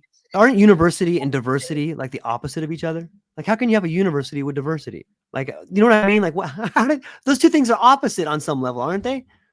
In the words alone. That's one of the things that really strikes me is that we talk about diversity, and we talk about how important it is for diversity, but what is seldom brought up at universities, so in education universities, what's seldom brought up is diversity of thought. That oftentimes that's not encouraged, diversity of thought. That people are often encouraged to think similarly on whatever issue it is, whether it's abortion or the border or gender fluidity or whatever else.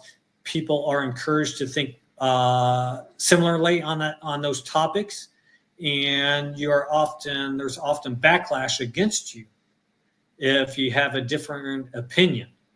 So how do you value diversity if you don't value diversity of thought? How do you learn? Yeah. How do you progress in a society if you're not allowed to have opposing viewpoints? Or if you're not allowed to have viewpoints that people find offensive? Or if you're not allowed to have viewpoints that, that's against the mainstream? We saw how that was detrimental to our society, whether it was the vaccine or maybe this war in Ukraine or whatever else. There's different reports going on. Where's all this money going to that were given to Ukraine? You hear reports that there are weapons that we give to Ukraine that wind up in Africa. So are some of those leaders selling those weapons that were given? And if you criticize anything on that war or the money that's going into it, then people just try and pigeonhole you to a supporter of Russia. So when you try to limit criticism, you see how things get out of hand with you can't have a job if you don't take the vaccine. We went through that phase. Yeah. So trying to require people to put some sort of experimental drug into your body and not ask questions.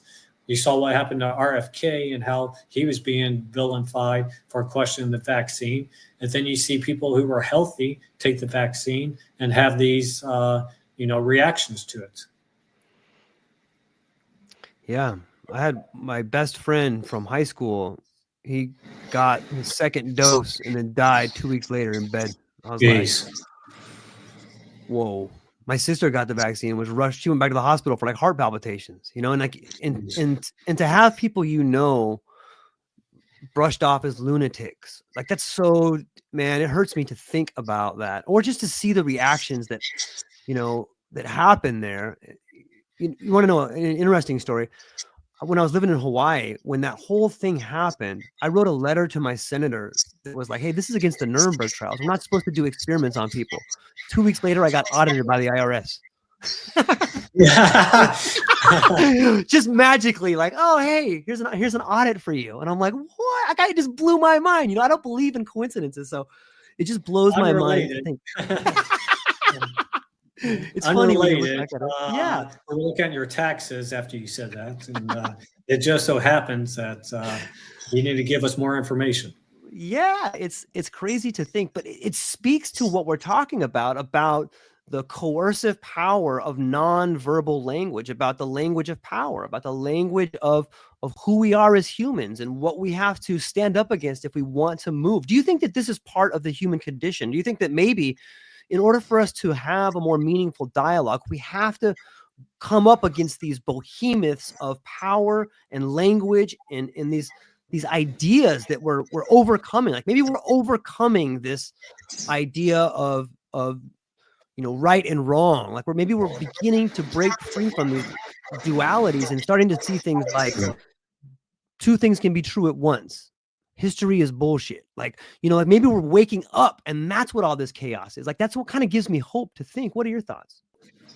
Yeah, I think that's a big part of it, is that it's much easier to just break things down simplistically, black and white, right and wrong, fact and not fact, but yet the world is much more complex than what it actually is. And I think also, just like Dorsey from Twitter actually admitted that they were censoring different political types of viewpoints and this and the other in the previous election, several years ago.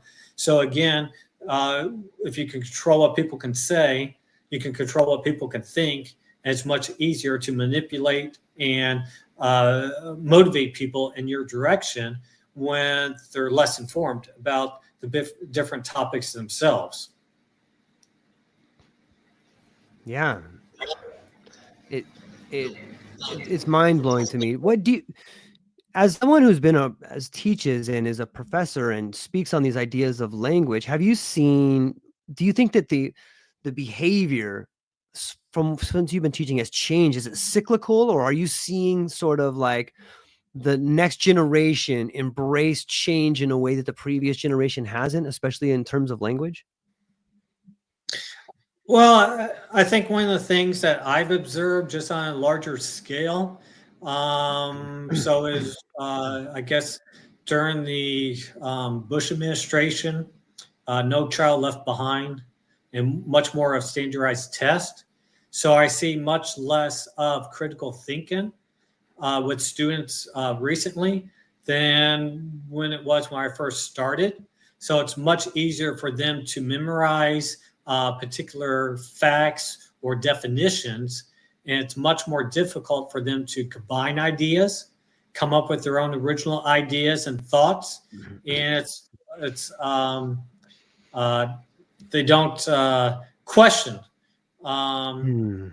ideas nearly as much as when I first started to teach. And I think part of it is that it was used as maybe a tool to get people to follow directions and find the one right answer and not really question with this increase of the K-12 standardized test. So when I give assignments, it's much more difficult for students to do something where they have to create their own ideas and write a paper, as opposed to just take a test and memorize definitions. So if I give a test, I often give specific examples and scenarios, and then for them to identify what word best represents that scenario, as opposed to just memorizing definitions.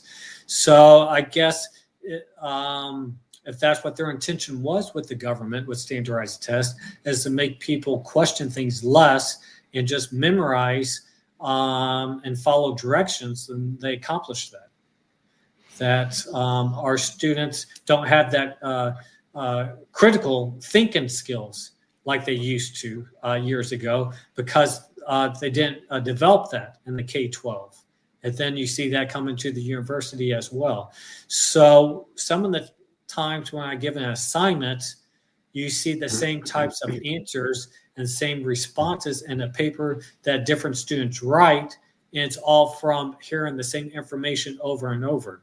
That DEI, diversity, equity, and inclusion, and then they just keep putting that in whatever paper they write. So for example, this semester I'm teaching a gender communication class, and specifically I'm emphasizing the role of biology, but yet they're still putting in their papers, some of them, the influence of society, the influence of norms, the influence of feminism, all these types of things when that's not the focus of the paper or the focus of the assignment, but that's what they're used to.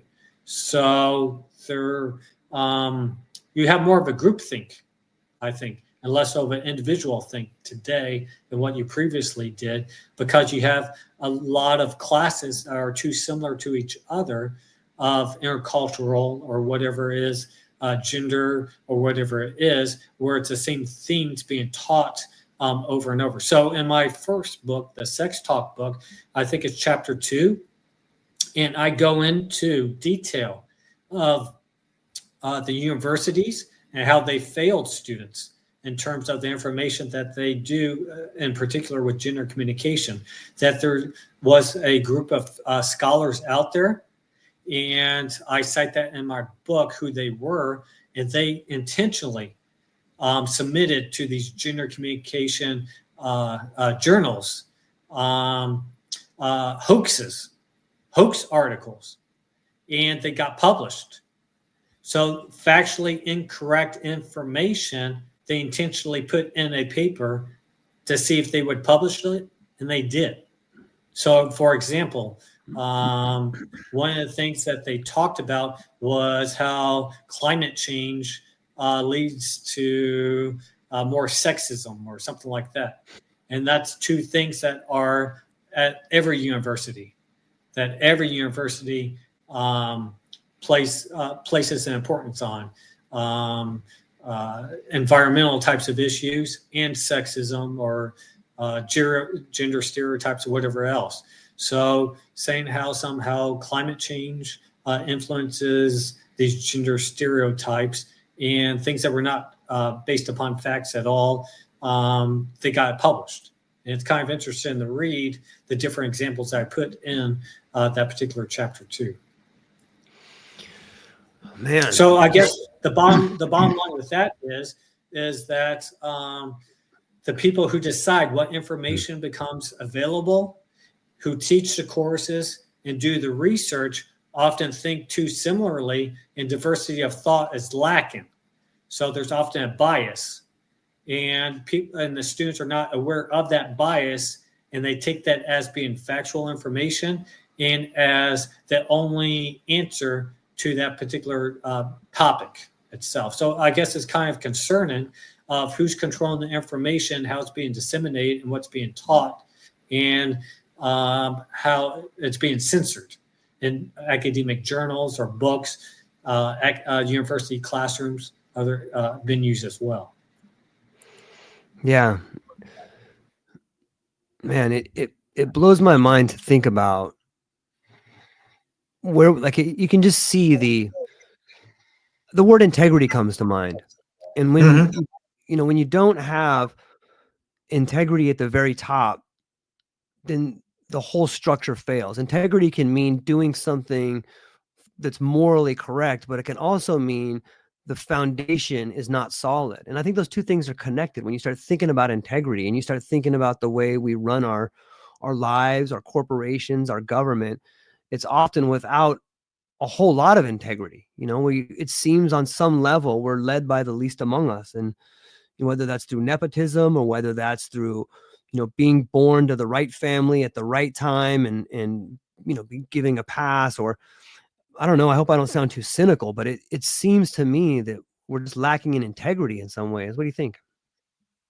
Yeah, I have a good example of that. So previously, I'm in communication studies, and previously our program was in the English department. And with what my first book is about, biological sex, influence, and gender communication differences, I proposed to the department that I should teach that as a graduate course. And then everything broke out. So you have all these radicals talking about how there's no difference between males and females, and biology doesn't matter, and it doesn't influence anything, this, that, and the other. And then the department head at the time threatened me, saying that I'll be a target on campus if I keep pursuing this type of avenue and research and this, that, and the other. So my research is based upon science, biology, neuroscience, psychology, psychiatry, but somehow that is not credible. But then there's other research of this feminism research that's based not on science, but more upon their own personal interpretations of data, their own critical types of scholarship, where you just try to analyze it based upon the way that you see this symbolic representation. It's much more subjective. It's not based upon statistics. It's not based upon experimentally controlled types of studies.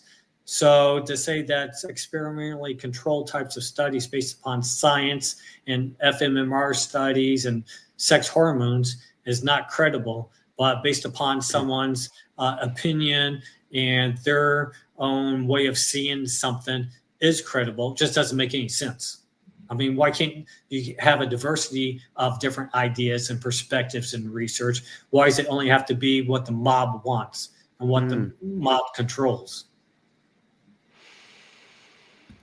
Yeah, the mob is an interesting one. You know, when you start thinking about the way people react in large groups, it can often be not only erratic, but it seems to be, you know, there's riots. It's out of control. You don't know what the mob is going to do. And so it just seems crazy to me that people would want to. Maybe the mob has always been there. Maybe people become a mob the same way grasshoppers become locusts, and it happens cyclically. You know, maybe that's just what happens when change needs to be changed. When the world needs to have massive change, there's no amount of emphasis, there's no amount of manipulation, there's no amount of bread and circus that can change the mob from coming. And maybe on some level, like, I see that happening. Like, we are going through this incredible transformation right now, and it seems that it doesn't matter how much you try to change language or how much you try to stay in power. Like, it seems that people clawing to power realize the jig is up, and all they have left is the nuclear arsenal, or the fear-mongering campaign, or the looting of the treasury. But like, it seems that we are on the cusp of this radical change, and the more things that happen, the more ludicrous it sounds to all of us. What do you think?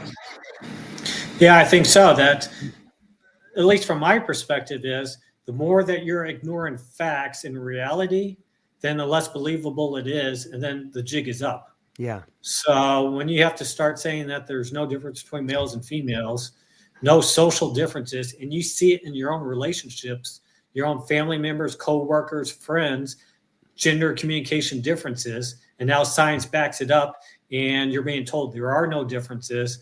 When you don't believe your own eyes, don't believe your own experiences is what you're being told, then everything else goes out the window as well. And I think people just throw up their hands and say, well, if you're wrong on this, it's telling us that there's no difference between males and females, and that there is no biological differences or social behaviors or whatever else, then how can we believe anything else that you say as well, especially when you don't have the support for it? You don't have the objective, credible type of research to support it as well. So I think that goes into other areas as well, with, you know, other things that we're being told as well, that if it's not believable based upon your own personal experiences, then why should we believe these other things that you're being disseminated that information as well?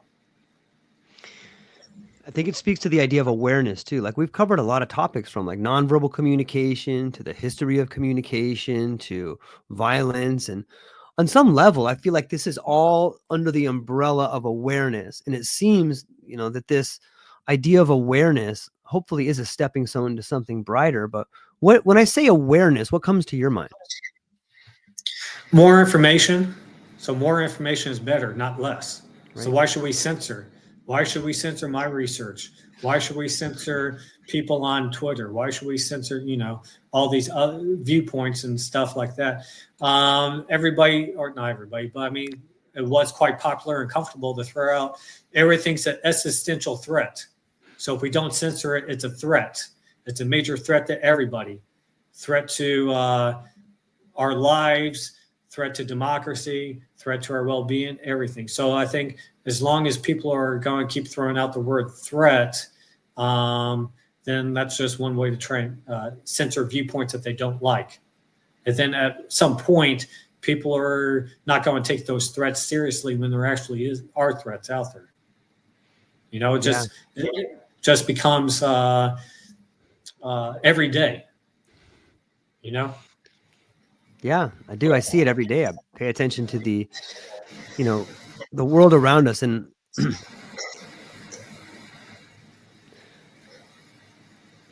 there's a huge dichotomy between when you look at the window of the television, or you look at the window of the internet, whatever it's Facebook or Twitter or X or LinkedIn, whatever window you're looking through, and then you look at your window outside. Like, there's this huge dichotomy of what's really happening. On some level, it's really easy to fall into the world of the window you're looking through. Do you think it's like that is a problem? And like, when I look outside, I don't see any wars. I don't see any of these things happening. And it doesn't really feel real to me to even though it feels incredibly tangible when I'm looking through doom scrolling or something like that. Like, oh, we're nuclear war. Oh my God, this is happening. But then you look outside your window and your neighbor's mowing his lawn. Yeah, I think it personalizes it much more so, you know, on the internet or on TV or whatever else. I think it's hyperbolic a lot of times. Yeah. That it just over exaggerates it and makes it much more so, more profound, more expansive, much more, you identify with it and relate to it much more so than maybe what you really should.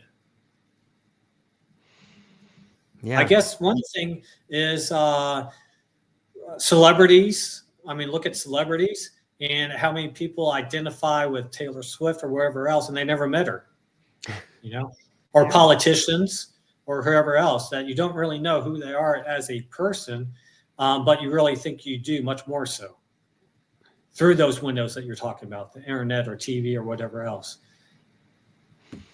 Yeah, there's a great quote, I think, from Guy Debord, and I'd love to get your thoughts on this. And it speaks to the idea of language through like a fall. And it says that we've gone from being into having, and from having into the illusion of having, and still further slipping into the only reason it's brought up is because it doesn't exist. I know it's kind of out there, but it makes sense in a way. Yeah, I think it is all these different levels of reality. Yeah. So in terms of looking at something on the internet or on TV, and then you actually go to that place in person on vacation, that reality is vastly different. So personal experiences versus virtual experiences, there's a gap between them. And I think they're trying to blur them, the differences, but that just distorts reality. So I guess, for example, if you see things on Facebook or Instagram or whatever else, what someone's life is on that versus what their real life is often vastly different. And I think that makes us self-reflect. What's our life doing in comparison? So we have problems going on in our personal lives. You don't see that with other people, celebrities. Yeah. So is that something wrong with us? Because we have problems and they don't. We don't see them. So those personal experiences, I guess what it comes down to is how we understand things differently than these superficial things. You don't see many posted on Facebook or Instagram of people of a messy room or conflicts or grocery bills or whatever else, but yet those are things that you all personally experience. So what's the reality and how do we compare ourselves? I think that's one of the things that we do is we're always trying to assess ourselves based upon how is it in comparison to other people. And it's not an accurate assessment because of all these distorted types of lenses that we have. Man, for me, like, it brings up this question of authenticity, you know, and when I look at content that's out there, like, people are so drawn to authentic content, and then you can see it get gamified, or you can see it get warped. Like an example is, like, say that, like, someone has breast cancer, and then you talk about that, and then all of a sudden everybody comes over and is like, hey man, I'm sorry to hear that. And then you get all this attention and you go, wow, that was pretty good, I should talk about that more. But then, it's as soon as the instrument becomes institutionalized, it loses its ability to cut through things. And it's I don't know, it's beautiful and tragic at the same time, because we're there as a community for people when there's real injury, but it's so quickly diluted. It's so quickly twisted into something that can be monetized or, changed in a way that is just gross in some ways. I don't know how to parse those things, man. Yeah, one of the things that you often see is something that occurs, and then it's being exploited. Yes. And then you find out it's not what happened. It's Right. vastly different. So Jesse Smollett, Yeah. that's a good example. How many people came on TV talk about how he was such a victim and how horrible Trump supporters are Yeah. Yeah. in Chicago in the middle of a snowstorm at 2 a.m. And then you find out that's not really what happened. And then he gets a sweetheart deal from whoever it was and doesn't really have much of the consequences from it either.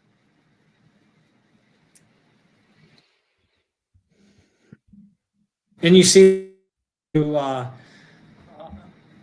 jump on TV right away whenever there's something that they can exploit.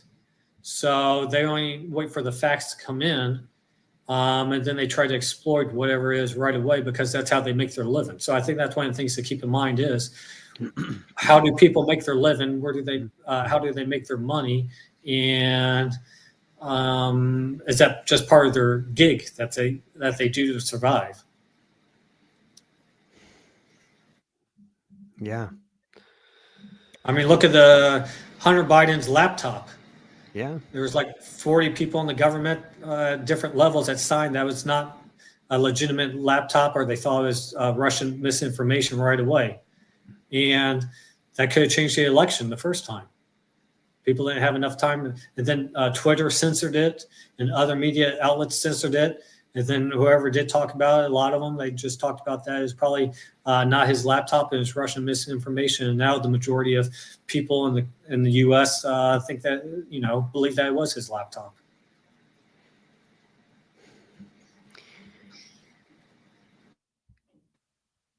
Yeah, I see I still work for like a Fortune 500 company, and it was so mind-blowing to me to see the way the internal communications happen. Like, you would see the people at the very top call down to the middle management and just treat them horrendously. Like, you do effing this or you lose your job. And then that would translate to that guy telling me that. And it's like, wait a minute, man. Like, don't you know that so-and-so's kid just died? Don't you know that this person's going through these relationships? And that middle manager would be, like, they would get it from both ends, and I saw so many people in that position lose their relationships, get fired, lose their life, because they're trying to balance this idea of the human being versus a number. And then the people at the very top, they sit around and talk about how hard it is to be them and make these important decisions, and how difficult it is to have these, I got to make real decisions about these things. Like, no, you don't. You have taken yourself so far away from reality that you have this buffer around you of people that are less than human, that take all the heat and you get all the money. It's like this giant game of Jenga where you're just taking money from the foundation and stacking it in your pocket. And when I see our leaders today, be it in the boardroom or in government, it seems to me that all they're doing is undermining the very foundation of what makes a society successful. And the poverty, the violence, the emotion, the tragedy is a direct reflection of the leaders that we have. Like the country, the city, the town is a direct reflection of the leadership, right? Did you think that's accurate? Yeah, I think so. I think what sort of brings attention to it, they had that one show, Undercover Boss. Yeah. It's in that realization that they have that I didn't understand. This is what the people are going through when they have to go through the exact same experiences. So I think the whole, coming back to the whole empathy and trying to understand from other people's perspective plays a big role in it. Yeah, I think we are like, it's interesting too. I remember as we get back to the idea of the celebrity, the celebrity is the ultimate celebration of the human being. And I remember one time when I was driving, they were filming this show called Hawaii Five-0, which was obviously about a cop in Hawaii, and they blocked off all these roads. And as a delivery driver, I had to go down these roads, and there's all these cops standing there.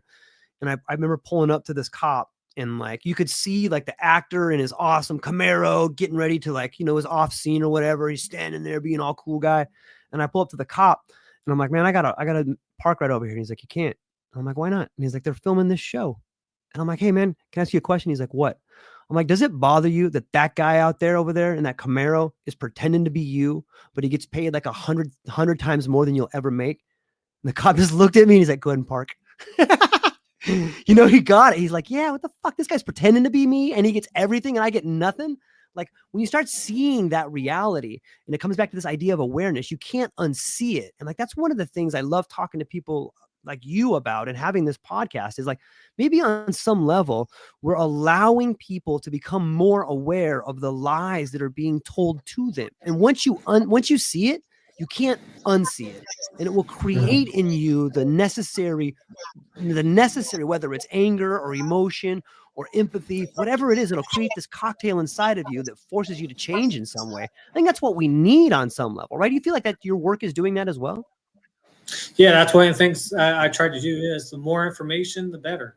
So the more information, whether it's understanding nonverbal communication and what types of subtleties are being sent towards us, or the other book, the gender communication, and trying to better each other people's lives. So the underlying theme is just the more information to make better informed decisions about our lives and to reduce a lot of these problems that we have due to a lack of understanding, a lack of empathy, and just lack of information is what it comes down to. Dr. Furlich, you have been incredibly gracious with your time. We just blew through like 2 hours and it felt like 10 minutes. And I feel like we really got to unpack a lot of cool stuff. You're going to have to come back because I would love to get into the ideas of Orwell versus Huxley and, sort of these ideas about authoritarianism and communication, where we might be going in the future, take it down the Philip K. Dick route over there. But, it's super awesome to get to talk to you. And I'm really thankful for your time. And as we're landing the plane here, I was hopeful that you could spend just a few moments talking about where people can find you, where they can find your books, what you have coming up, and what you're excited about. So the easiest way to find my books is just go on Amazon and go to the books category and then just type in my last name, Furlich, Furlich. I also have a website. I have a few things, activities on there, drstephenfurlich.com. And then I want to be more active. I just started it with Psychology Today as a contributor. Just go in there and search my last name, Furlich. And I have a few articles on there about body language, and then another one about political. But I'm trying to do something that's themed for wherever the season it is. So like we talked about the sand pitch gesture by politicians. I did that during the political season. And then we talked about the contrapposto pose. I did that for holiday pictures. And then coming up, what I want to do before Valentine's is intimacy differences between males and females, and what's our interest and how we get aroused differently, and gifts, different gifts as well. So I want to try and get that article out before Valentine's. I love it. It speaks to the idea of categorizing and then getting the message and just layering it in a way that's so effective and efficient. But I'd expect nothing less from you. So one more time, can you give us the name of the website? Psychology Today is where I'm doing it. And then my own personal website is Dr. Stephen Furlich, and that's Stephen with a PH. So Dr. and then StephenFurlich.com. Fantastic. Ladies and gentlemen, it's Christmas season. If you liked what you heard today and you want to become more aware, I can't recommend the books enough. Go down to the show notes. They'll be linked down there. Make a great Christmas gift or a stocking stuffer. And I think it'll help build relationships and help you become more aware of the things you want in life and help you understand how to communicate in a way that is more effective. Dr. Furlich, please hang on afterwards briefly, but to everybody else within the sound of my voice, thank you so much for hanging out with us today. That's all we got, ladies and gentlemen. Aloha.